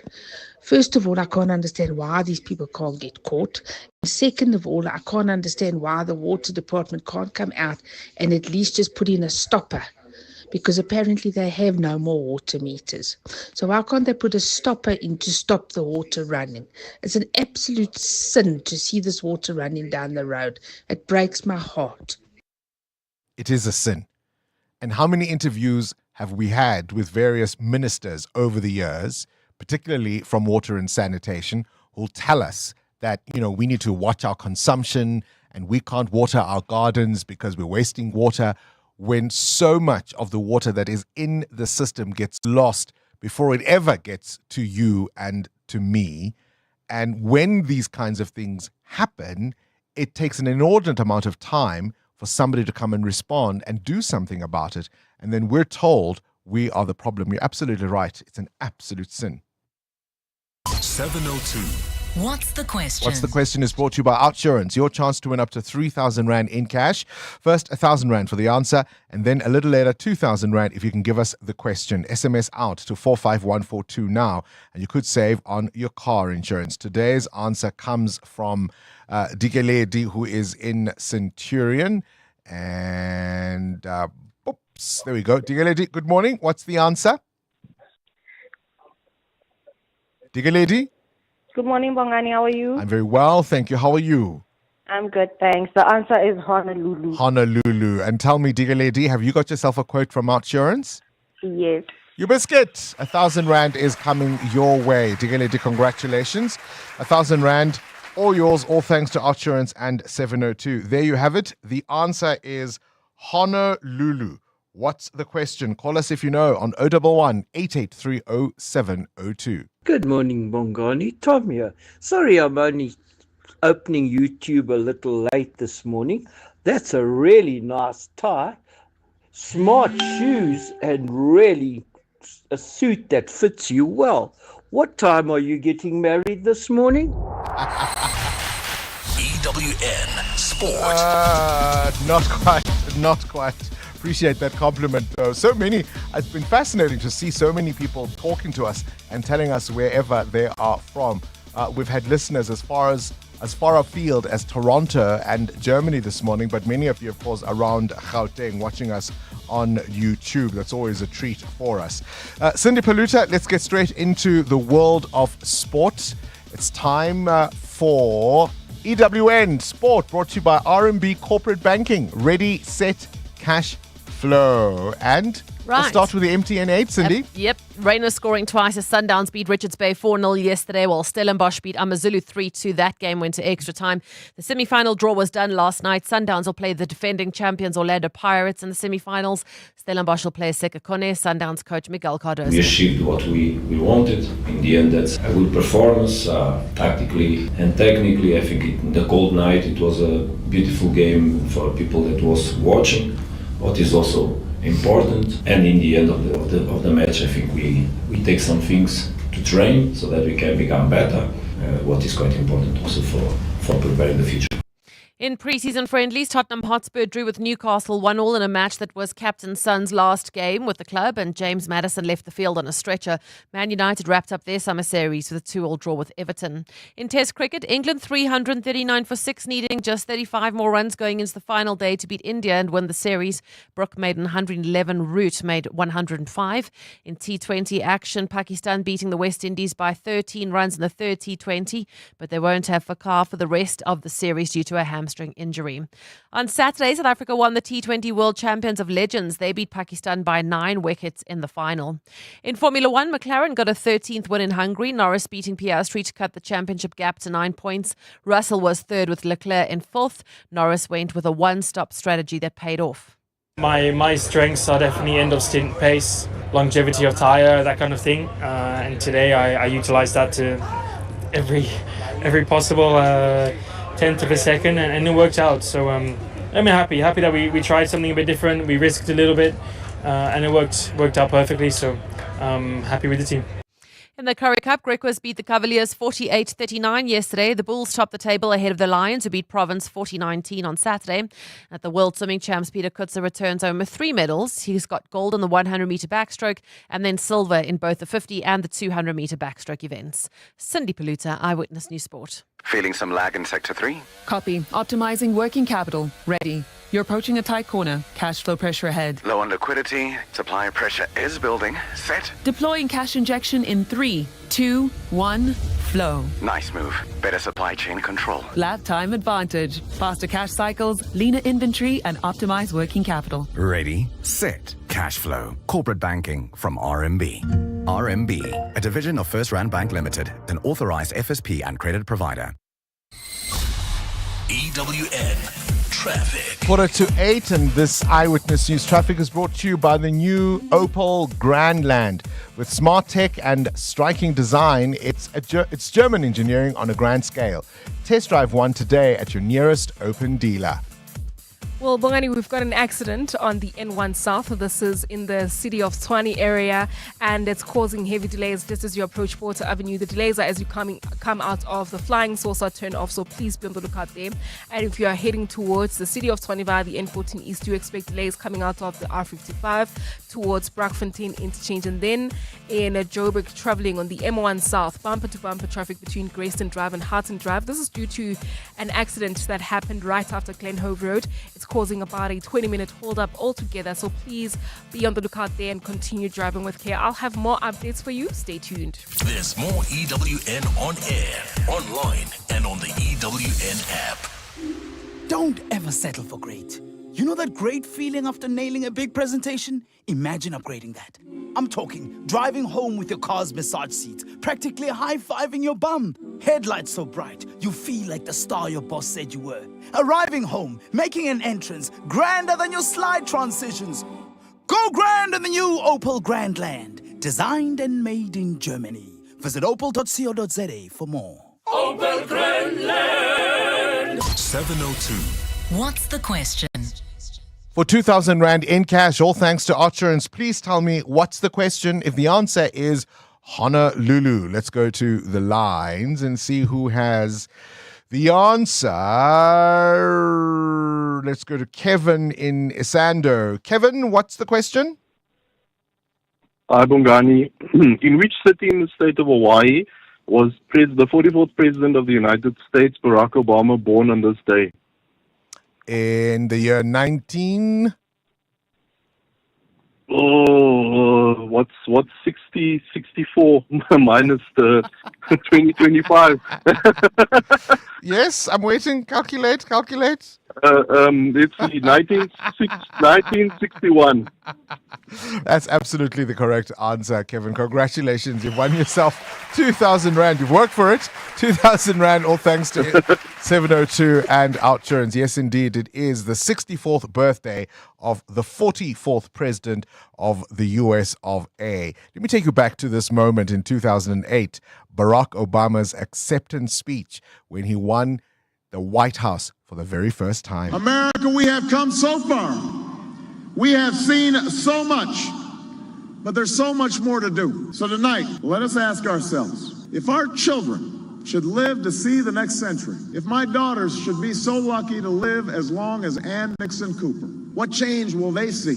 What progress will we have made? This is our chance to answer that call. This is our moment. This is our time to put our people back to work and open doors of opportunity for our kids, to restore prosperity and promote the cause of peace, to reclaim the American dream and reaffirm that fundamental truth that out of many we are one, that while we breathe, we hope, and where we are met with cynicism and doubt and those who tell us that we can't, we will respond with that timeless creed that sums up the spirit of a people. Yes, we can. Thank you. God bless you, and may God bless the United States of America. Yes, we can. We all thought that was such a moment of hope and optimism for America. And it seems since then that country has reversed back perhaps 20, 30, if not 40 years. But here's some good news you might have missed. Gordon, a 44-year-old man, switched to Outsurance and now saves an unbelievable 2,794 Rand a month on his 2019 Ford Everest 2-litre automatic. Outsurance clients always get something out. Get a quote today and see how much Outsurance could save you on your car insurance. Call 08600 60,000 or visit outsurance.co.za. You always get something out. Outsurance is a licensed insurer and FSP. T's, C's, and information online. Ah, choices. We love them. Like a Jator dealer asking you, so which one do you like? And you're like, do you like the bold, stylish, head-turning dashing from 4,999 per month? Or the adventurous 7-seater X70 Plus from 5,199 per month? Both. Because yes, choices. Book your test drive at jator.coza and make an excellent choice either way. T's and C's apply. Jetor, drive your future. At the heart of global conversations shaping our future, Africa's voice is more important than ever. As proud lead sponsor of the B20, the Standard Bank Group is honored to showcase the continent's growth, partnerships, and potential on the world stage. Because driving Africa's growth isn't just our ambition, it's our purpose. Tune in every Monday from 3 p.m. for the Standard Bank B20 in brief for key insights and updates around the B20. Standard Bank is an authorized FSP and registered credit provider. Celebrate Women's Month in style with Hollywood Bets and Spinner Zonke. Take fearless shots at fantastic fortunes with our special selection of fierce female-themed games. Kick back, relax, and entertain yourself with the ultimate slot escape. Let Heart of Rio put you in a carnival mood. Indulge in anime fantasy with Nine Tails, or embark on fire-breathing adventures in Dragon Kingdom. Supercharge your slots and bet now. T's and C's apply. Hollywood Sportsbook is a licensed betting operator. No persons under the age of 18 years are permitted to gamble. Winners know when to stop. South African Responsible Gambling Foundation toll-free counseling line 0800 006 008. You are the poster child, the biggest saver we've ever had. I decided that I would contact Outsurance and let them work out what they could do for me. Yeah. And lo and behold, big saving. 2,794 Rand a month. That's over 33,000 Rand a year. And it was the easiest switch ever. Real people helping real people get real deals. Go to outsurance.co.za now for a 10-minute quote that could save you thousands. Licensed insurer and FSP. T's, C's, and information online. 702 702. What's gone viral? with Kabazela. 9 minutes, 8 minutes before 8 o'clock. Time for the world of viral content. Good morning, Kabazela. Good morning to you, Belle. We're starting off with, this is a sad one because it's the reality for so many young people around the country at the moment. A job seeker throwing in the towel. It is a sad one, and so many people, I think, can relate to this and maybe followed what this guy did, or you kept going. But I think being a job seeker must be a very difficult thing, trying to get a job, apply for a job, hoping to get a contact back, then maybe go for an interview if you're lucky, and then, you wait and see if you get the call or not. So let's take a listen to this guy. He's basically thrown in the towel after searching for a very long time for a job. And looks are one thing, Bongles, but he's in his suit jacket, he's got a tie on. So every day he probably gets up and preps himself and gets into a zone, because I think it's hard on the mental health looking for a job. But let's take a listen to what he has to say. I've decided that I'm no longer sending my CV to companies that are hiring. I'm no longer sending out job applications, all the emails, all the interviews. I am tired of all of that, honestly. Today is the 1st of August 2025, and I've officially given up, and I'm not praying anymore, I'm not fasting anymore. I am just throwing in the towel, and I hope everything else turns out well, because I'm tired of doing things according to my own understanding and wisdom when clearly nothing seems to be working. So yeah, I'm done for the year. Tough one. Really sad. I'm reading the comments there of people saying, start your own thing. Not all of us are born entrepreneurs or want to do our own thing. And people giving some kind of advice, But what I wanted to ask this morning is if you are in the same boat, how long have you been looking for a job with your, qualifications? And what are the things that people just don't understand when you're looking for a job? They can say, well, go here, do this, apply on LinkedIn, all these wonderful pieces of advice. But what are the things that people just don't understand when you're in the job market looking for a job? That's a great question, because we all offer advice based on jobs we got donkeys years ago, right? Or you move from one company or one employer to another. And so there's a natural segue. You weren't in a period where you are not working for months or even years at a time. And so we offered this advice as if what worked for us may necessarily work for other people. That's a great question. How long have you been looking for a job? Have you given up? And what is it when people offer their unsolicited advice they don't understand about where you find yourself as a job seeker. Great stuff. Kabazela. EWN Traffic. 5 to 8, this Eyewitness News Traffic is brought to you by Outsurance in partnership with 702. Amo? Well, Bongani, we've got delays on the M1 South. This is between Grayston Drive and the Coilet Drive exit. That's due to a major accident scene, so please be on the lookout if you're traveling around the area. If you're traveling on the N3 North, we've got delays. This is between Van Buren Road and Modderfontein Road. That's due to roadworks taking place along that route. There's also queuing traffic, bumper-to-bumper traffic on the N12, as well as the R24 West between Edenville Road and the Giluli's interchange. Otherwise, on the N1 North towards Florida, some delays between the N17 and Albertina Sisulu Road. I'll have more updates for you. Stay tuned. There's more EWN on air, online, and on the EWN app. You are the poster child, the biggest saver we've ever had. I decided that I would contact Outsurance and let them work out what they could do for me. Yeah. And lo and behold, big saving. 2,794 Rand a month. That's over 33,000 Rand a year. And it was the easiest switch ever. Real people helping real people get real deals. Go to outsurance.co.za now for a 10-minute quote that could save you thousands. What does you always get something out mean to you, Lorette? Outsurance made it possible for us to live our dream to travel more with the money in our pocket that we save. Let me know, what is it? 725. It was unbelievable. My husband, he sits there on the chair and he's just nodding his head and say, yes, yes, yes. This is really not just an advertisement. This is really real. Go to outsurance.co.za now for a 10-minute quote that could save you thousands. License insurance FSP, TCs and information online. Let's talk. We're listening. Good morning, Bongani. You know I'm happy with Panyaza Sufi, what he's doing, but one thing that concerns me is that he reshuffles them. Now you're not performing in this department. I reshuffle you to another department. That means you are giving those people a problem. So what's going to happen? Is he going to perform where he's going if he didn't perform where he comes from? That's very bad.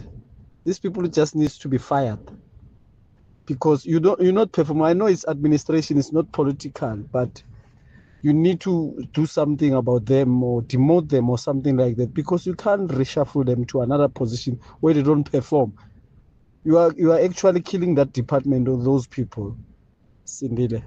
Well, Sindile, I would almost beg to differ with you. Yes, technically you're right. It's not political. But quite often who gets placed in those administrative positions is very much a political decision because it's the political elites who must benefit from having placed their people there. And they will often tell them, I put you there, or we put you there. We can just as easily take you out, get rid of you. And I think we've seen too often in public life in South Africa, bad behavior, incompetence, corruption even gets rewarded. Fired in South Africa? Ha!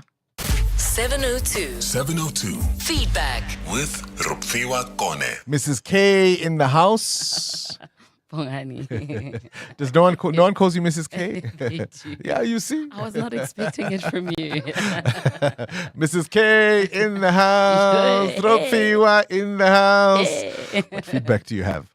Bongani listeners are reacting to your conversation with Advocate Stephanie Flack from Outer. Yes. Fick. Yes, Fick. Yes, Fick. About the demerit system. They feel that even though it's meant to make the roads safer, the fact that the notices may not reach us, you know, our state of post office, how it is, some notices we might not get on time, so you might not know whether you have a demerit against your name or not. And also, you could lose your license without even knowing on time. And with the way our municipalities are being run, are they really, really ready to handle the administrative duties that come with this new system? So our listeners are not so confident when it comes to this new system. I mean, didn't one voice note say they can't even print the driver's licenses properly, right? That machine is always packing up. So how's all of this going to work with all the administrative systems it requires? What else are people talking about? People are also giving us reaction to Mateo's questions about our favorite bread. What's yours? My personal favorite is the cranberry bread, Bongani. It's got cranberries inside. It's a little bit sweet, sweeter than. Have you got a sweet tooth? Yes, I do have a sweet tooth, Bongani. That explains one or two things. So the bread. Did you see my chocolates? I think it was in my bag. It disappeared. Yeah, Bongani. All right, Rafuk, I appreciate that feedback. Keep it coming. We're talking about AUTO, the new traffic system and the demerit points and the various infringements that could cost you your driver's license. And if you had to start all over again, how well do you think you would do? Because at some point, if they take your driver's license away, you don't just automatically get it back. You have to go through the process from learners to the driver's test. Do you reckon you would do well? You'd ace it? Let's take your calls on 011 8830 702. Time for the latest Eyewitness News. This is EWN. A school in the Eastern Cape parts ways with its principal, who was at the center of a rape case, and Treasury tells Dada Morero to sort out his city's money affairs. Good morning, I'm Sfiso Zulu. Bergview College in the Eastern Cape says it has amicably parted ways with Jaco Pieterse, a former principal accused of rape.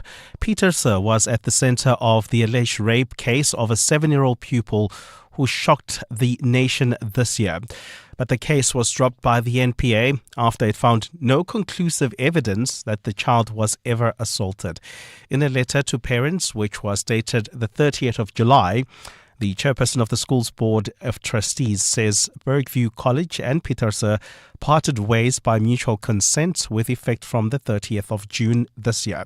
Pieterse later laid defamation charges against ANC Secretary General Phelan Balula, EFF leader Julius Malema and Eastern Cape Ministry for Education Fundile Gadi for accusing him of rape. AfriForum's private prosecution unit has been representing Pieterse in the case. The unit's spokesperson Barry Bateman. Our current priority is to ensure the prosecution of those who falsely accused him of being a suspect in an alleged rape.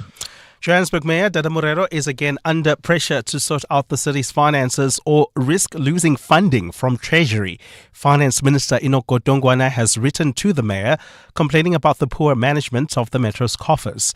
Godongwana says National Treasury will stop its conditional grant funding if it doesn't see improvement in the handling of the city's finances.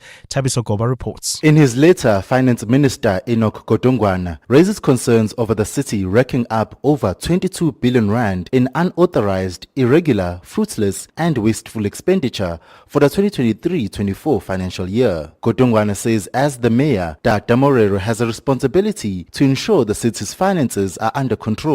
The mayor's office has yet to respond to queries from EWN. However, at a media briefing yesterday, Gauteng Premier Panyaza Lesufi says he's discussed the matter with Morero. And the executive mayor is very clear. With the bomb squad that is established and the presidential team that has been assigned to assist us here, all these issues that are identified are issues that they've moved on them. They've attended to them. Meanwhile, the DA in Johannesburg has warned that losing grant funding from National Treasury will collapse the city, with residents suffering the most. Tabiso Koba, Eyewitness News.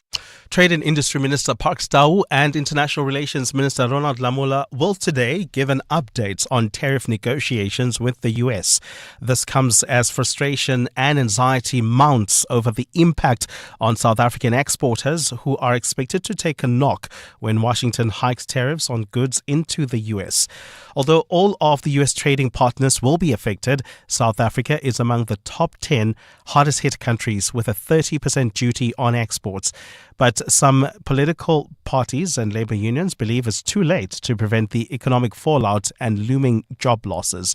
And one of those is the General Industry Workers Union of South Africa President Mamuetli Sibe. Ramaphosa's claim that will not be bullet made before leaving for Washington has been exposed repeatedly as a lie. The working class is on its own and cannot count on the ANC or its GNU to defend them. The pathetic response of the government to the threat to jobs and industries completely vindicates our position. And Donald Trump has confirmed his special envoy Steve Witkoff will visit Russia in the coming week ahead of a deadline the US president has set for imposing fresh sanctions on Moscow. Trump says that 2 nuclear submarines he deployed following an online ruckus with former Russian President Dmitry Medvedev were now in the region. Trump has not said whether he meant nuclear-powered or nuclear-armed submarines. He also did not elaborate on the exact deployment locations, which are kept secret by the U.S. military. This comes against the backdrop of a deadline set by Trump at the end of next week for Russia to take steps towards ending the Ukraine war or face unspecified new sanctions. Gold is trading at $3,360.96 an ounce. The rand is at 18.04 to the dollar, 23.96 to the pound, 20.89 to the euro. Brent crude oil is at $69.44 a barrel. There are roadworks on the N3 North between the Yelands Interchange and Modderfontein Road. Please be on the lookout there while travelling on the M1 South. Bumper-to-bumper traffic between Greyston Drive and Houghton Drive due to an accident. In your sport, England 6 wickets down and needing just 35 runs to beat India on the final day of the 5th test. The MTN8 semi-final will be Sundowns against Pirates and Stellenbosch will play Sekhukhune. And the All Blacks have 4 uncapped players in their rugby championship squad. A fine day in store for Gauteng today. The temperatures will peak at highs between 22 and 23 degrees. The top story in EWN this hour. Bergview College in the Eastern Cape says it has amicably parted ways with Jaco Pieterse, a former principal accused of rape. EWN, in touch, in tune, and independent. For the latest, visit ewn.co.za or download the EWN app. This is Breakfast with Bongani Bingwa on 702. Let's walk the talk.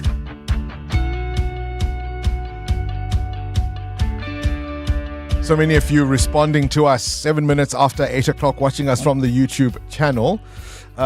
So we have a photo shoot to do the official photographs for the show and for the station. Hence, I'm all looking snazzy. But someone is speculating it's because Anthony Hamilton is coming into the studio later on. So that's something for you to look forward to just before 9 o'clock. Kabazela wants to know, if you are a job seeker, how long have you been looking? Have you given up? And what is it that people who are employed don't understand about where you find yourself, where they're offering you advice and it's just getting irritating and it's getting on your nerves because they don't quite know what it's like to be in your shoes. And they say, why don't you start a business? With what? With what? You don't just start a business. What business? Doing what? What is it that we are insensitive about? I'd love to know from you. Want your reactions, of course, to the big interview this morning, the alarming rise of attacks on local government officials, and the idea that service delivery has been so disrupted in South Africa. It's no longer really about making sure people get services. It's who is going to score in pretending they're going to deliver something. Who's going to score? Who's politically aligned with whom? And if not the tendering system, our big interview guest, Dr. Professor Alex van den Heever, he says, look, it's about procurement. You can jib any procurement system if you've got the wrong people behind it. The tenders in and of themselves aren't the problem.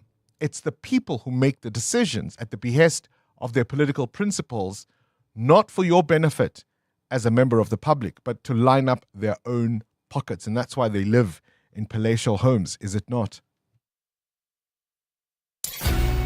This is Breakfast with Bongani Bingwa on 702. Let's walk the talk. 9 after 8, we're taking your calls on 011 883 0702. Your voice notes are welcome on 072 702 1702. AB, you're in Randburg, so you say you have a job now, but boy, oh boy, the process you went through when you were seeking was quite something.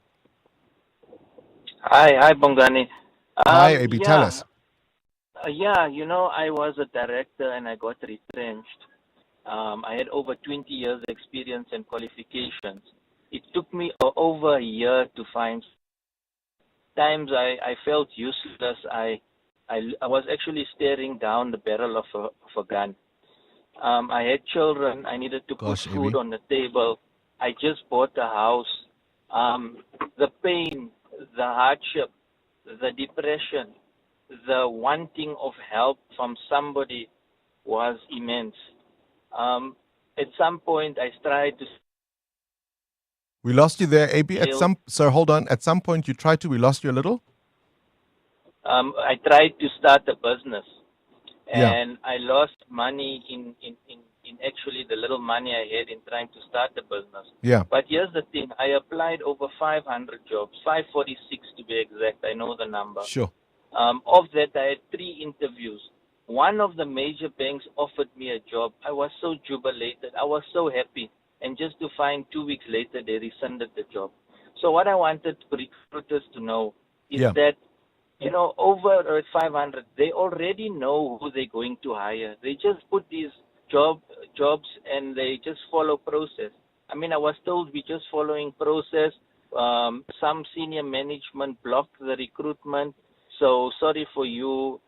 We have to take somebody internally. And, that let down, that pain. But I decided to change my career. I restarted from scratch. I became an intern. I earned 5,000 Rand a month just to put food on the table. And I mean, I've got a job now, but it's not as glamorous or as much as I was earning. I mean, it's just enough. I looked at my children and I said, I've got to get up and I've got to do something. And, by the grace of God, today I have something and I'm putting food on the table. AB, but it was hard. But it was difficult. Were you able to keep the house, the new house you just bought? Yes. I mean, I spoke to my bank and they were able to, and family jumped in and helped me, Gosh. Yeah, look, you were one of the lucky ones in many respects, but I hear what you're saying and how difficult it was because so many marriages don't survive unemployment. When the breadwinner changes or the person who has been the breadwinner is suddenly unable to do so, even that can change the family dynamic. Sandile, you're in Kempton Park, I beg your pardon. Talk to me about job seeking. Good morning. How are you? I'm fine, Sandile. I'm fine. Go ahead. I'm good. My frustration is that while I'm employed now, my frustration that I've experienced, and I think a lot of people are experiencing it now, it's recruiters, right? You go through submitting your pay slips, a whole lot of things, screening interviews and so on, only to find out at the end of the day they've not even found a client that is looking for somebody with your skills. You understand? It's quite frustrating because you go through this with the hope that you're going to get a job. Meantime, they just collecting database information for their own portfolios in order to get clients where they can place you.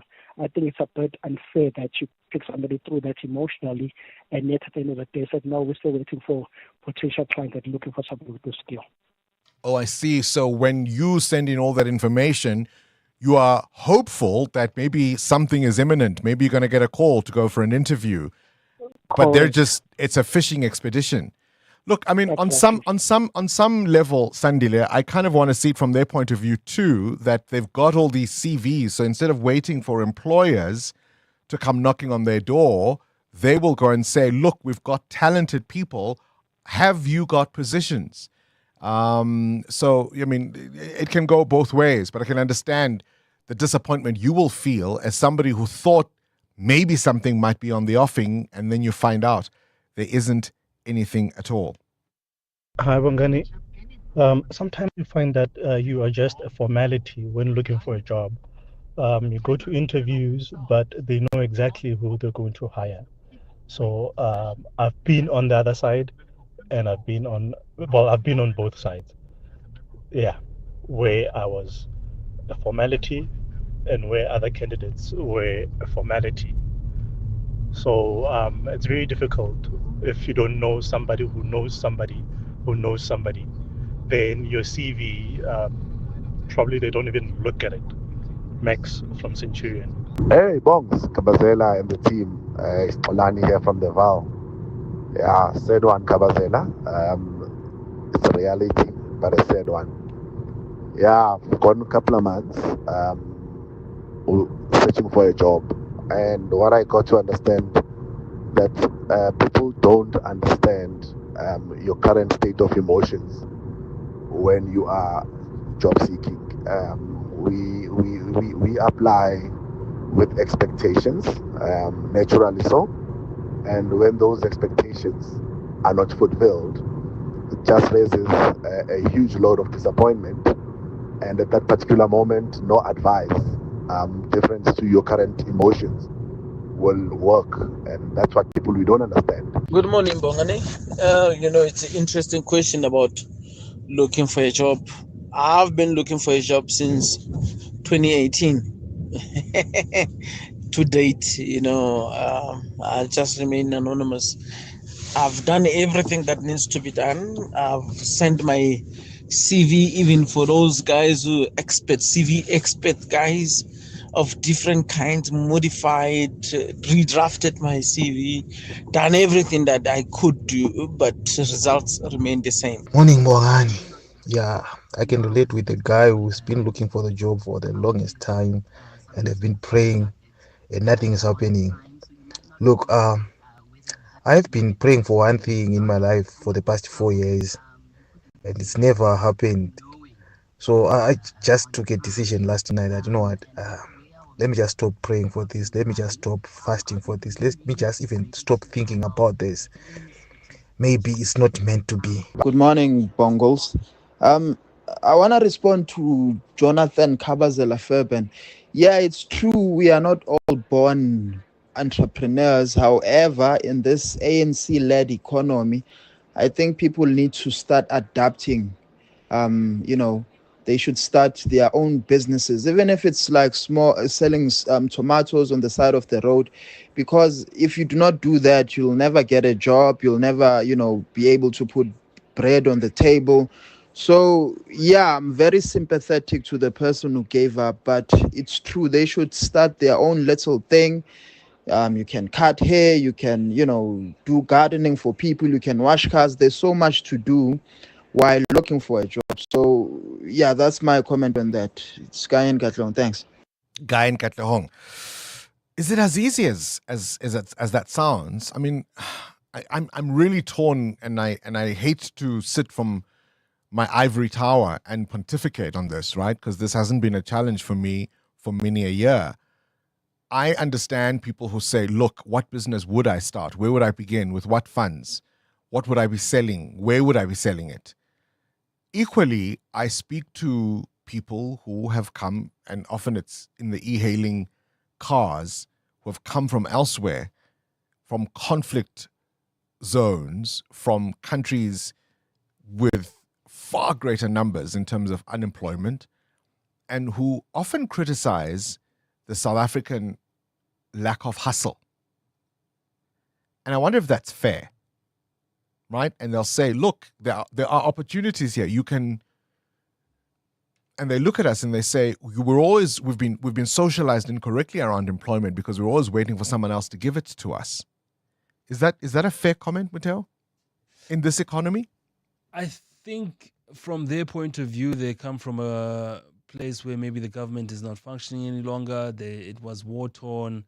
And obviously when they get here, there's a lot of stability, and there's a lot of opportunity to look forward to. And that's the opportunity I'm talking about. Yeah. They say they're prepared to do things we don't want to do, and we complain that we're not getting opportunities. And they're saying, but they're there, you're not looking. I mean, as a graduate, Bongani, I was a barman. I sold pots for some company, earned by commission every time you sell something, which wasn't very easy to do. But you have plans. When you go to school, when you graduate, you want your career. So you focus on that first, trying to get that job that you studied for. It's only at a later stage where you see things are really dire, then you go for other opportunities. Yeah, and I suppose maybe we need to have a conversation about the kinds of jobs one might look for. I mean, I've done everything from trying to be a financial advisor, trying to sell insurance. I have worked on a casino floor doing promotions. So I was that guy who would run to you when you won a jackpot in one of the machines. And I'd be like, oh, Amo, because I'm trying to create a vibe. Amo, you've just won 3,000 Rand. How do you feel? So that everybody in the casino would feel like, oh, okay, this is a winning casino. This is a winning casino. I would do draws for cars. I mean, I've done that kind of thing. Were any of those my dream jobs? They were not. But it was what put bread on the table. And so I wonder if at times people need to pivot. But gosh, 546 applications, he says, and he only got called to 3 interviews. And the one that said that would give him the job, the offer was rescinded. How do you carry on? That's tough. That is tough. Let's talk. We're listening. Good morning, Bongani. Loretta here from Centurion. In terms of the demerit system, I don't think I'll be able to start from writing my learners to the driving lessons or testing. I think they should just take RPL, recognition of prior learning. I've been doing this for over 20 years, so that's what they need to do. Thanks, bye. Good morning, Bongani. It's she from Boxbeck. I'm listening to you saying there will be infringements for defects and all that. Have you noticed the government cars? In fact, the EMPD, because that's where I am. Their cars have one light.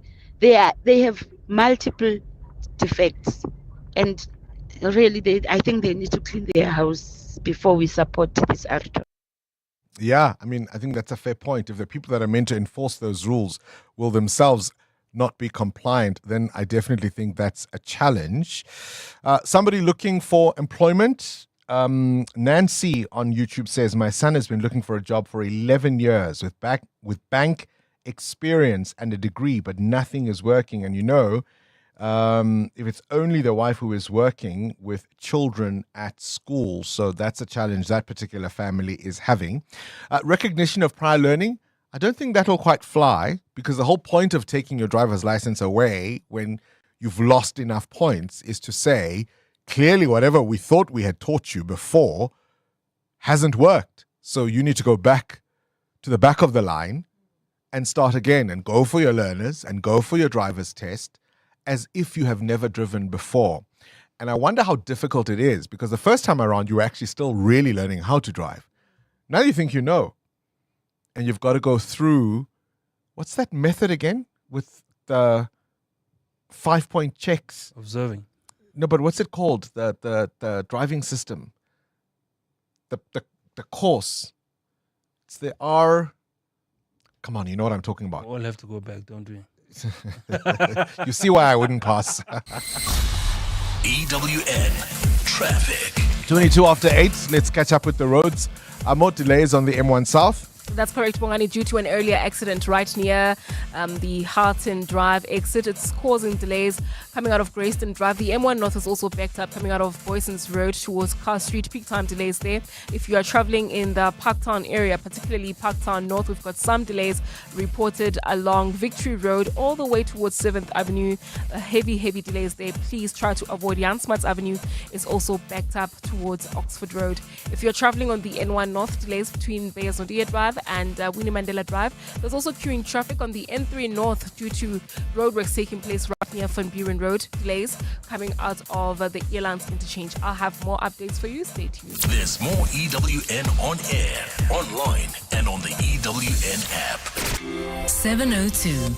The World View with Adam Gilchrist. Catch up with news from elsewhere in the world. Adam, a very good morning to you. Let's start with the Russia-Ukraine war, because that's, of course, something that hasn't gone away, is it? This attack now on an oil depot? No, every day it's, of course, going on, isn't it? And here we have an oil depot fire in the Black Sea resort of Sochi. Remember Sochi, host of the Winter Olympics in 2014? Before the invasion of Crimea, it was a very different world, certainly a very different Ukraine, Russia, Eastern Europe. But here we are anyway. Russian authorities say a Ukrainian drone attack basically triggered this fire at a refinery. There are no reports of any casualties in that particular attack. There are in other attacks, though. The Russians say that 83 drones and missiles were fired at 4 different cities and different installations. But of course, we're talking 83 in one day. Every day, there is that sort of number exchanged between Ukraine and Russia. The drain on resources is just extraordinary. And of course, the fact that there is nowhere to hide. Only last Thursday, 31 people died in Kiev from a Russian attack, which is a particularly deadly one. But the bombardment just keeps on going every day, even when we're not thinking about it or talking about it. And all the time, that President Trump's ceasefire or else deadline is approaching. It's now Friday, in theory, for Vladimir Putin to agree to something. There's no sign yet it's making any difference, but between now and Friday, you wonder, maybe. Talk to me about a miner's rescue in Chile. Unfortunately, not a happy ending, but at the same copper mine where the famous rescue in 2010 took place. Do you remember that? The 33 Chilean miners who were rescued, and the whole world watched as they dug down. It took 2 months to reach them, and every day we wanted an update report and good news, and they were tapping away, giving off signs of life. Unfortunately now, no signs of life. Ultimately, there were 6 miners who were trapped. Others had been rescued before, and 3,000 people evacuated from this enormous copper mine in the Andes Mountains. But as they approached and were drilling through meters and meters of rock, it was quite something. Unfortunately, they've now found all the bodies of the 6 missing, and it's not a happy ending. It was an extraordinary operation nonetheless, but I'm afraid there'll be a lot of grieving families, therefore, today in Chile. You were talking about Trump just a minute ago. Let's talk about his school fitness test. You guys don't have this, do you? You don't have we like us, I think we have PE. You don't have an actual test whereby you are measured against everyone else in your country. Did you pass PE? Right. Son, did you pass PE? No. It's not quite like that. It's not quite like that. Not like that here, anyway. And of course, it's the taking part that's more important. But this was introduced in America in the 1950s, a sort of Cold War, paranoid America, and created to gauge young people's health and athleticism. It went all the way through the 60s, 70s, 80s, 90s. In fact, it was only President Obama who said, you know what, we don't need this anymore, and abandoned it.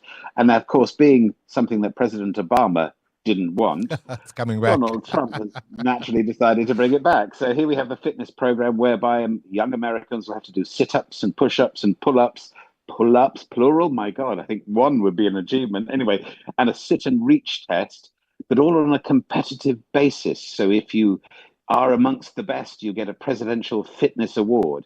And of course, it's now given us a new slogan as well. You know, MAGA, Make America Great Again. Well, now Donald Trump has MAHA, Make America Healthy Again. Yeah, ne? Colors for PE. Imagine that. Adam Gilchrist with this morning's Worldview.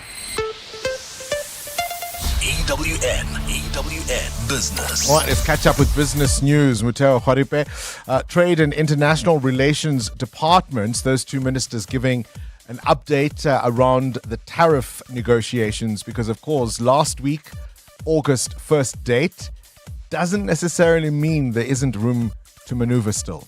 Yeah, a couple of days until the 7th of August, Bongani. The Department of Trade, Industry and Competition, alongside the Department of International Relations and Cooperation, will update the nation on the latest regarding the U.S. tariffs and ongoing negotiations with the White House. Now, so far, President Cyril Ramaphosa has announced plans to introduce packages to help businesses that will be impacted by the 30% tariffs, while Minister Parks Tau has set up an export desk to assist businesses to find their way in this new trade reality. The presidency says all channels of communication remain open to engage with the U.S. and South African negotiators are ready pending invitation from the U.S. The press conference will be addressed by Minister Parks Tau and Minister Ronald Lamola at Germiston this morning. Nowikanya Mtambo from EWN will have the latest on that story. Manufacturing seeing some green shoots? Yeah, South Africa's manufacturing sector saw a significant boost in sentiment in July, with the ABSA Purchasing Managers Index rising to 50.8 points. This from the low 48.5 in June. This marks the first time the PMI has been above the 50-point mark since October of 2024. The index reads any number below 50 as a contraction, with a number above 50 seen as growth. Now, new sales orders increased increased by 9.8 points to 55.9, marking the third consecutive month of improvement. So demand is returning to the sector. Despite the overall improvement, though, the sub-indices tracking things like employment and expected business conditions fell by 6 points and 6.1 points. I mean, we're talking about jobs just now. Manufacturing sector not doing well there. How are the markets? Markets were lower on Friday. It was, of course, August the 1st. The tariffs were slapped on South Africa and the market reacted negatively. The oil share down 775 points. Industrials were lower by 2%. Banking stocks down by 1.5% on Friday. We'll see how the markets open at 9 a.m. The rand at 18.05 against the US dollar, still punching back, up more than 0.5% against the US currency, at 20 rand 88 cents against the euro, and at 23 rand 96 cents against the British pound. Price of gold at $3,357 an ounce, or platinum is at $1,312. Brent crude at $69.68 a barrel. Stephen Grotes with more this afternoon. Straight to the news desk we go now. Sfiso Zulu, what do you have ahead? Thanks, Anthony Hamilton. Oh, thanks, Bongani. Good morning. As the ANC's National Executive Committee rolls into its fourth and final day, it'll have to grapple with the SACP, which is its alliance partner's pursuit of contesting next year's municipal elections on its own. This follows yet another public salvo from the Communist Party yesterday, accusing the ANC of being an arrogant and relegating its concerns to a permanent discussion of no consequence. Talks between the ANC and the SACP have bore no fruits. Tidi Madia has more. The ANC is once again caught between a rock and a hard place. This as NEC members prepare to wade through the SACP's threat to contest elections on its own. It's likely those who felt it could use the issue of dual membership or positions in the executive as leverage will not find expression in today's meeting. Some in the NEC have told EWN the ANC cannot afford to be reckless in managing this impasse. The challenge, managing officials from the party who serve in the ANC's leading structures, as that is where the core of elections planning takes place. A suggestion for elders of the ANC, including former President Thabo Mbeki and Deputy President Kgalema Motlanthe, is one also being considered by some, but has been largely shut down because it's believed the SACP has made up its mind and there's no room left to persuade it otherwise. The standoff is likely to also be addressed by ANC President Cyril Ramaphosa during his closing address later today. CD Madia, Eyewitness News. DA spokesperson for Justice Glenys Breitenberg says continued calls for the resignation of NPA boss Shamila Batoyi are too hefty, despite recently describing Batoyi's term in office as disappointing. The National Director of Public Prosecutions has been under scrutiny after the NPA bungled some high-profile cases. This includes the matter against Mohwadi Jolota in the asbestos case, where false information was presented to U.S. authorities in a bid to bring Ace Magashula's former PA back to South Africa. Another case is that of controversial Nigerian televangelist Timothy Omotosho's sex trafficking trial and other failures in state capture-linked cases, while Breitenberg says reforms are needed to clean up inefficiencies in the NPA. She says all the blame cannot be placed on Batoyi. I know that many people are calling for the resignation or removal of Shamila Batoyi. I think that's unfair. It's a job that's much bigger than one woman, and she inherited a deeply, deeply, deeply damaged institution that needed to be fixed, and it was full of people who continue to undermine her even today, and so it was a really an impossible task. Mpumalanga Community Safety MEC Jackie Masia says he plans to write to the Department of Mineral Resources as the province looks for interventions to address the long-standing crisis of illegal mining. This renewed call follows the arrest of close to 500 Zamazamas at a mine in Barberton last week. The illegal miners were arrested during an operation at a shaft at the Sheba Gold Mine. They are part of a larger network that has continuously frustrated operations at the historic Barberton Mines complex. Speaking on the matter on 702 Zunguni program, Siyaxoxa 702 last night, Masia accused the mining company of dereliction of duty for failing to seal unused shafts. While Masia says law enforcement has done work to clamp down on illegal mining, he He says the overseeing departments also need to step up. I think we'll take the matter to DMRE and Human Settlements. They should be able to help us. Our responsibility is law enforcement. The matter must be dealt with by those departments for other interventions. A fine day in store for Gauteng today. The temperatures will peak at highs between 22 and 23. And in the traffic, we've got an accident on the N1 North. This is right near the Nichirena area, Kaiser Chiefs Village. So please be on the lookout there. It's causing heavy traffic volumes coming out of the N12 while traveling on the M2 West. Another accident seen, this one right near Boysons Road. Delays from Wemapan Road. The top story this hour, as the ANC's NEC rolls into its fourth and final day, it will have to grapple with the SACP, its alliance partner's pursuit of contesting next year's elections. You are the poster child, the biggest saver we've ever had. I decided that I would contact our children and let them work out what they could do for me. Yeah. And lo and behold, big saving. 2,794 Rand a month. That's over 33,000 Rand a year. And it was the easiest switch ever. Real people helping real people get real deals. Go to outsurance.co.za now for a 10-minute quote that could save you thousands. What does you always get something out mean to you, Lorette? Outsurance made it possible for us to live our dream to travel more with the money in our pocket that we save. Let me know, what is it? 725. It was unbelievable. My husband, he sits there on the chair and he's just nodding his head and say, yes, yes, yes. This is really not just an advertisement. This is really real. Go to outsurance.co.za now for a 10-minute quote that could save you thousands. Licensed insurance, FSP, TCs and information online.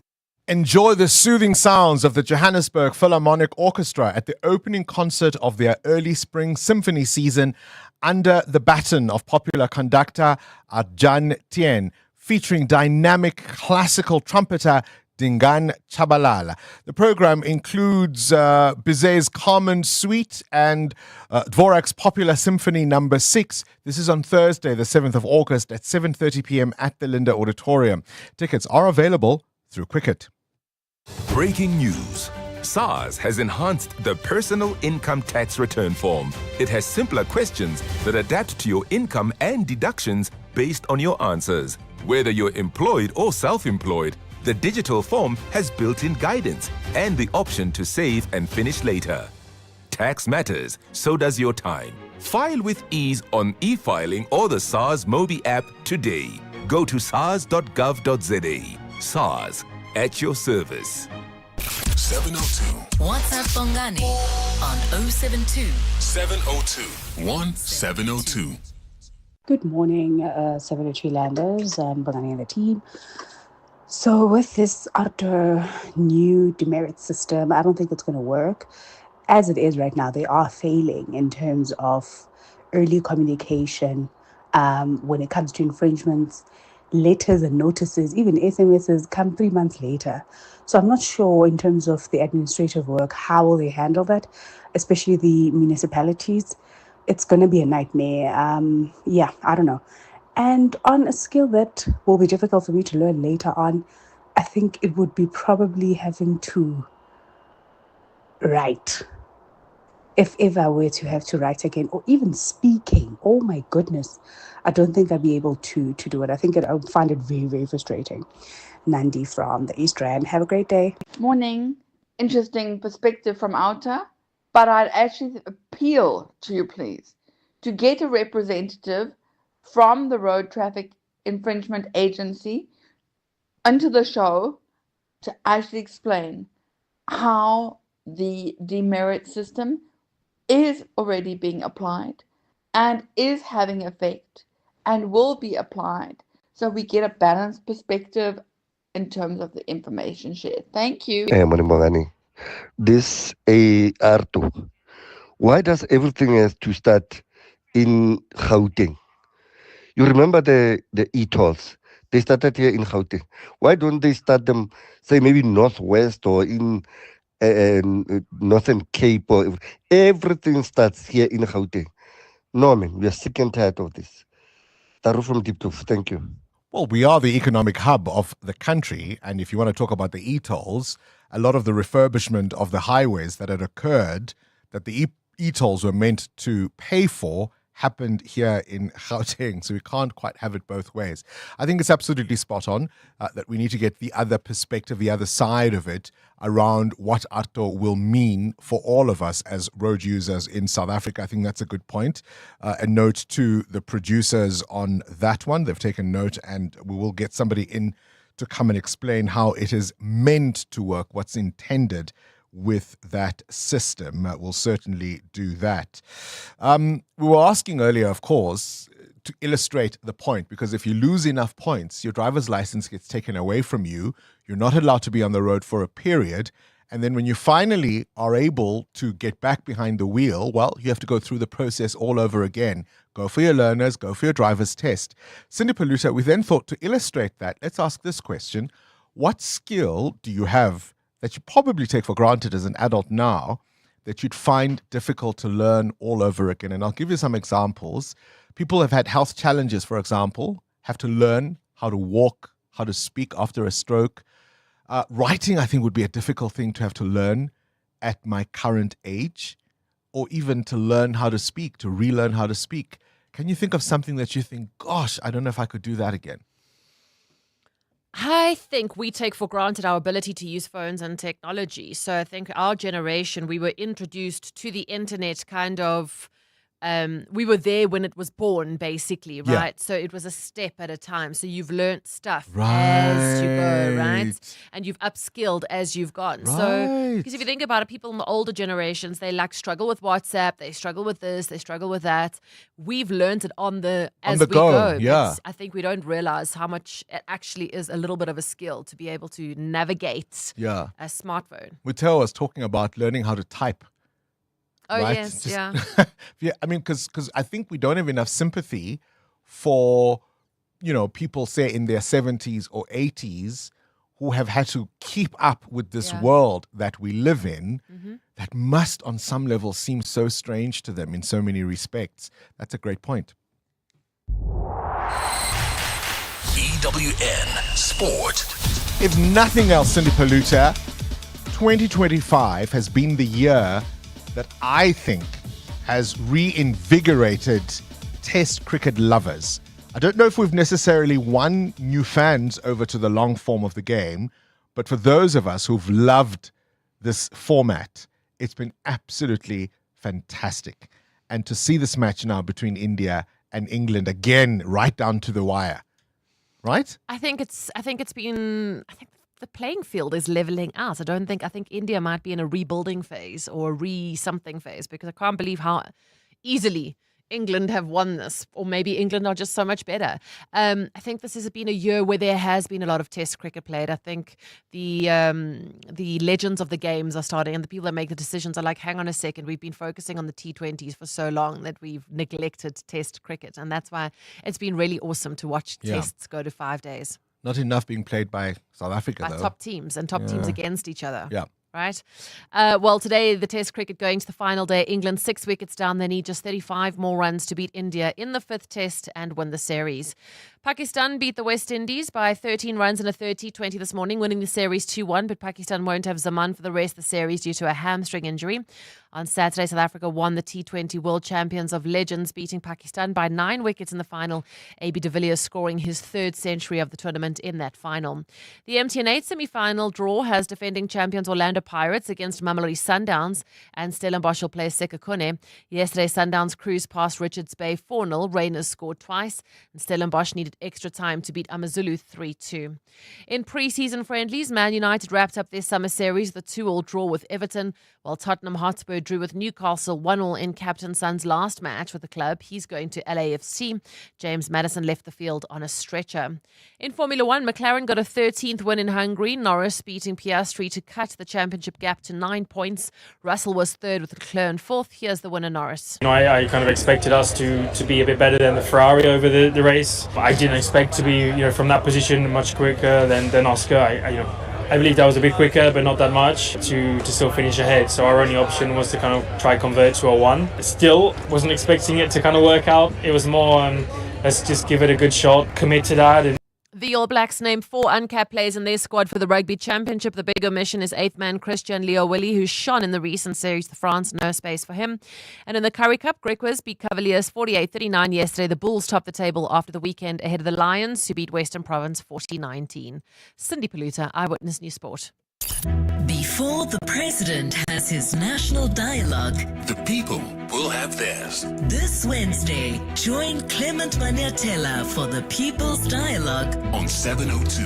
The questions won't be scripted, the truths won't be polished. But the voices will be heard. Dear Mr. President, Lend us your ears. because before policies, there are people.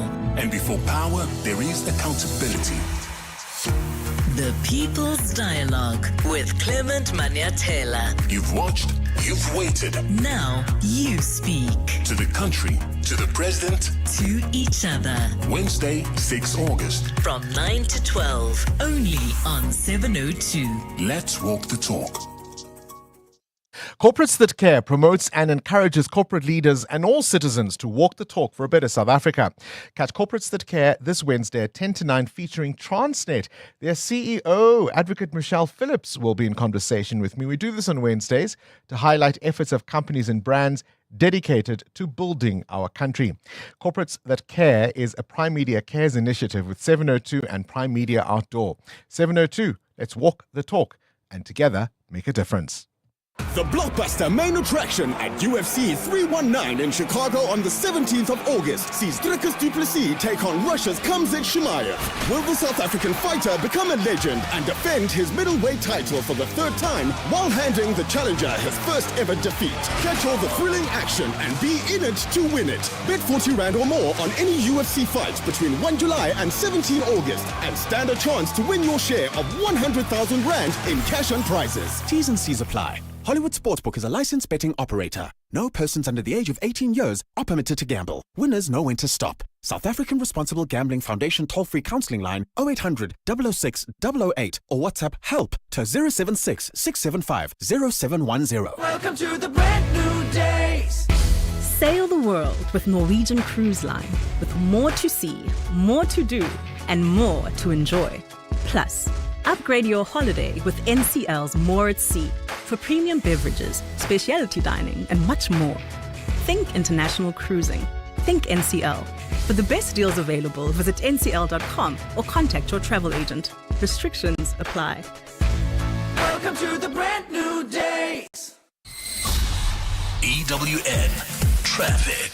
Let's wrap up the morning's traffic. Amo, it's been a busy Monday. Indeed, Bongani. If you're traveling on the M1 South, do expect delays between Marlborough Drive and Corlett Drive due to an earlier accident, while on the M2 West, we still have got heavy traffic volumes. This is between Wimmerpan Road and the Crown Interchange due to that major accident scene. Traveling in Kempton Park, be on the lookout for some delays on the R21 North, right after Atlas Road. City of Tshwane delays on the N1 South, approaching Rigel Avenue due to an accident.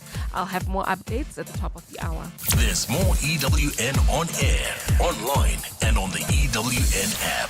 When your internet connection fails, does it really matter how fast it is? Business class internet is built for businesses. With remote monitoring, that means faster problem resolution and a backup LTE connection that keeps you online. Your company deserves business class internet because just reboot the router isn't a business strategy. Find reliability at vodacombusiness.co.za. Together, let's build the extraordinary. Further together. Vodacom Business. Whenever you hear deep in the heart and art of jazz, think Sia Makuzeni with the big band, Jasmine Horn, Alun Wad, The Baylor Project, Jose James sings Badu, Umusangare, Esperanza Spalding, Michelle Ndujiochelo, Elaine, Trezo, Munei, Mondli Ngobo, and many other spectacular icons. Think Standard Bank Joy of Jazz Festival, 4 stages at the Sandton Convention Center, 26th, 27th, and 28th September, and take me there. Book via Ticketmaster. Meet the new Samsung Galaxy Z Fold 7, re-engineered to be our thinnest and lightest foldable yet.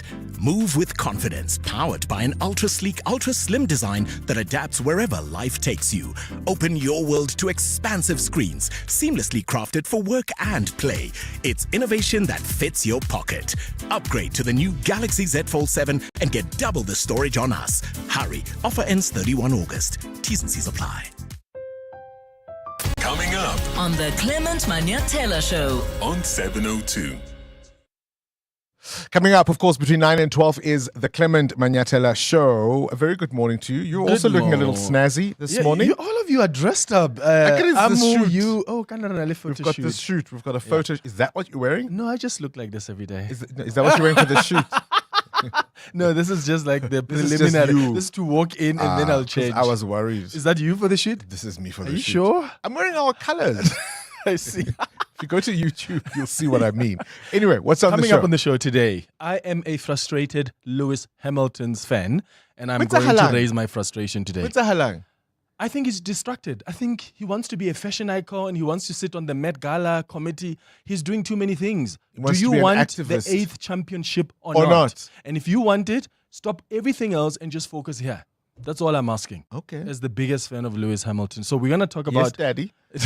We're trying to talk about him today because, my goodness. And then at 10 o'clock, we're going to take live that briefing on the tariffs to hear what other measures are going to be announced. At 11 o'clock, though, we're going to do our Family Matters feature. Today, we're going to do part 2 of our conversation about the mama's boy phenomena. We had a lot of reaction from people who consider themselves mama's boys or are dating mama's boys. So how do you build a healthy relationship between mother and son? Are those mama's boys proud to be mama's boys? Some of them, like I'm proud to be because I don't think I'm over dependent on my mom. I don't need her permission before I buy a car. But there are guys who are calling and saying, what's wrong with me asking my mom for permission about how to decorate my house, even when he has his own wives? Yeah.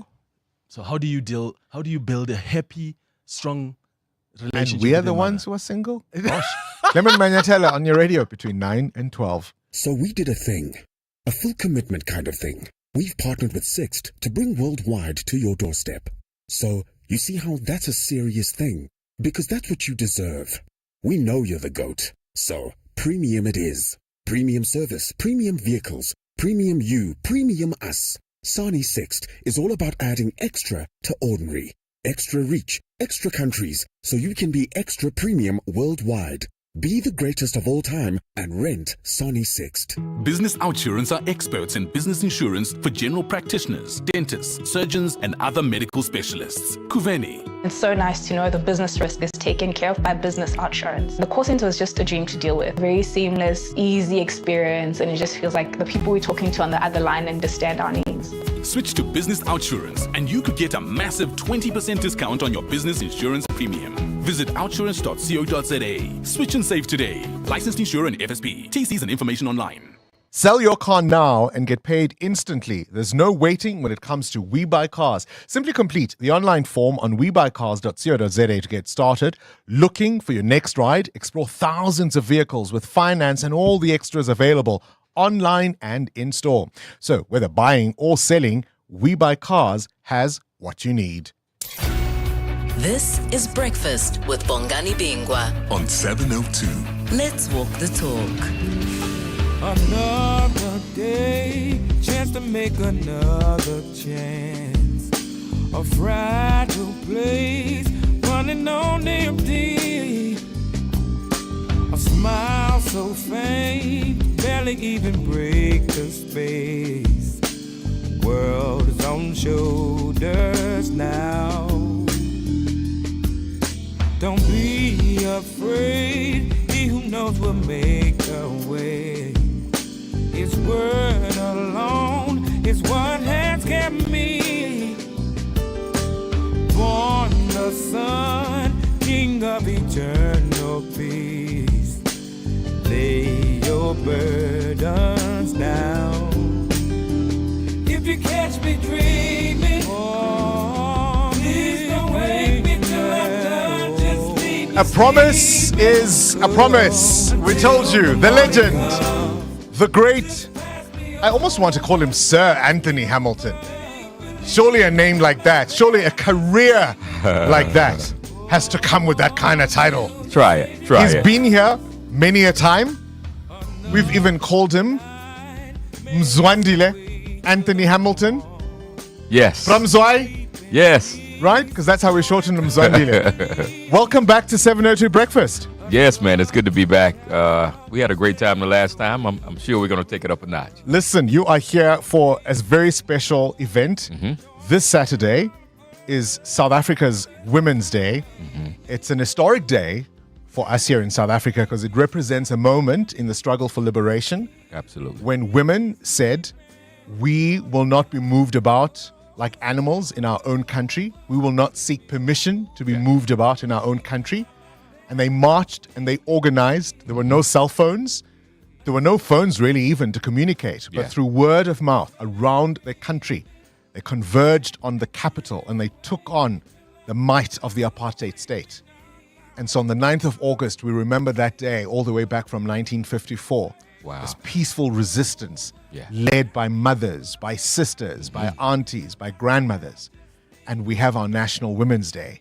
You are coming in to perform with Joe Thomas and a number of other South African stellar singers. Vusi Nova, Stjava, Zonke. It's going to be at the DP World Wanderers Stadium.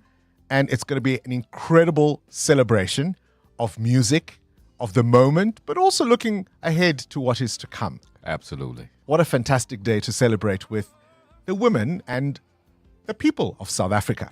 Absolutely. It's always an honor to be here, man. And they welcomed me and embraced me in a way that is unforgettable. And so every time I come back, the love is even stronger. More. Yeah, I would say the ladies of South Africa have a particular love for you. Yeah, but the brothers do too. You know, there's a deep appreciation for who I am and what they think I stand for. It's the music, but also I think it's the sense that you've wanted to connect with this country. And that's why every time you come back and you perform to packed auditoriums, to wherever you are, the people want to be. I love on them. I don't just come and take. I give. My heart is open, and it's intentional. We thought today we'll get to know you a little differently, perhaps away from the music, because no doubt you get asked about that a lot of the time. But what's your favorite city in the world? Wow. Favorite city in the world. This has to be one of the most impressive places I've been. When I first stepped on the soil back in 2009, it was just a different feeling than going to Europe or to Brazil or Japan. It was just a different, it felt like I belonged here more so than any other place I had visited. What's the one thing that you've accomplished that wouldn't be on your CV? Wow. I've sat in Mandela's house, Madiba's house, on his couch. And the love that's in his home, I was able to absorb that in my spirit. What did that mean for you? It meant that I was in a place that only God could orchestrate for me. That I was supposed to be here. And whatever that legacy was, I'm attached to it. And that same spirit, I could put it in my music and in my hello to everybody. There are people who live their lives conscious of the fact that only some higher power, to use your word, could have orchestrated the journey that they've been on. People who say, you don't come from where I do and end up where I am. Is that how you feel about your life and your career? Absolutely. And, you know, sometimes we think to be successful or to be in a place where you feel like you've arrived, it comes with no struggle, but that's not the case. All that adds texture to your being. Collaboration you would love to do with an artist, dead or alive? Ooh, there's a few that are still living that I love so much. D'Angelo would be a great one. Me and Zonke have yet to do our song. We've been talking about it. Any duet we can expect this Saturday? You know what? Not as of not yet. This time. Not this time. Vusi Nova and I have been talking on WhatsApp. So we... something might happen, might or yeah, might not. we may be able to go in the studio. He had reached out to me a little while ago, but I was on tour, me and Fantasia, so I didn't see it in the proper time. But I would have loved to hear you singing with Marvin. Donny Hathaway. All those. Yeah, All those. I did a song with Al Green, who was one of my favorites. Yes. But Marvin Gaye, Donny Hathaway, man. Wouldn't that be something? Best advice you've received in your career? The best advice I've given to myself is, if you're not God, don't act like it. Ooh. Worst advice you've received? Stop all that noise. You ain't gonna do nothing with that music. Your biggest inspiration? Biggest inspiration. I think the love I get as a father. That's enough to keep going. What's your message to your audience, to the people who have followed your career, who have bought the albums, who have come to the shows, who just can't wait to see you once more? Bring your love, pour it out on me, because I'm going to do the same thing, and we're going to have a great time. And not only just for that night, but continue to do that. You know what I want to thank you for? And I think I mentioned this to you the last time. So many artists come here in the twilight of their careers. We appreciate the fact that you came early on and you've been coming. And our only message to you is keep on coming. Back again and again and again. Anthony Hamilton performing this Saturday at the DP World Wanderers Stadium as part of an incredible lineup. Joe Thomas, Zonke, Sjava, Vusinova. I don't know what better activity you'll be doing on Saturday. I'm going to be watching. But it's going to be absolutely fantastic. Great to have you back. It's good to be South back. Africa. Absolutely. 702. Sir Anthony Hamilton, everybody. 702 podcasts are on 702.co.za. And that brings us to the end of this edition of 702 Breakfast. We'll see you bright and early tomorrow morning. Gosh, we've overstayed our welcome. It's 9:01. The Clement Manyatela Show starts now. This is EWN. Good morning, I'm Sfiso Zulu. The case against a Johannesburg mother accused of forcing her 4-year-old son to smoke drugs returns to court this morning. The woman and 3 men have been in custody since their arrest last month. The group is facing serious allegations of child abuse and attempted murder, both Schedule 5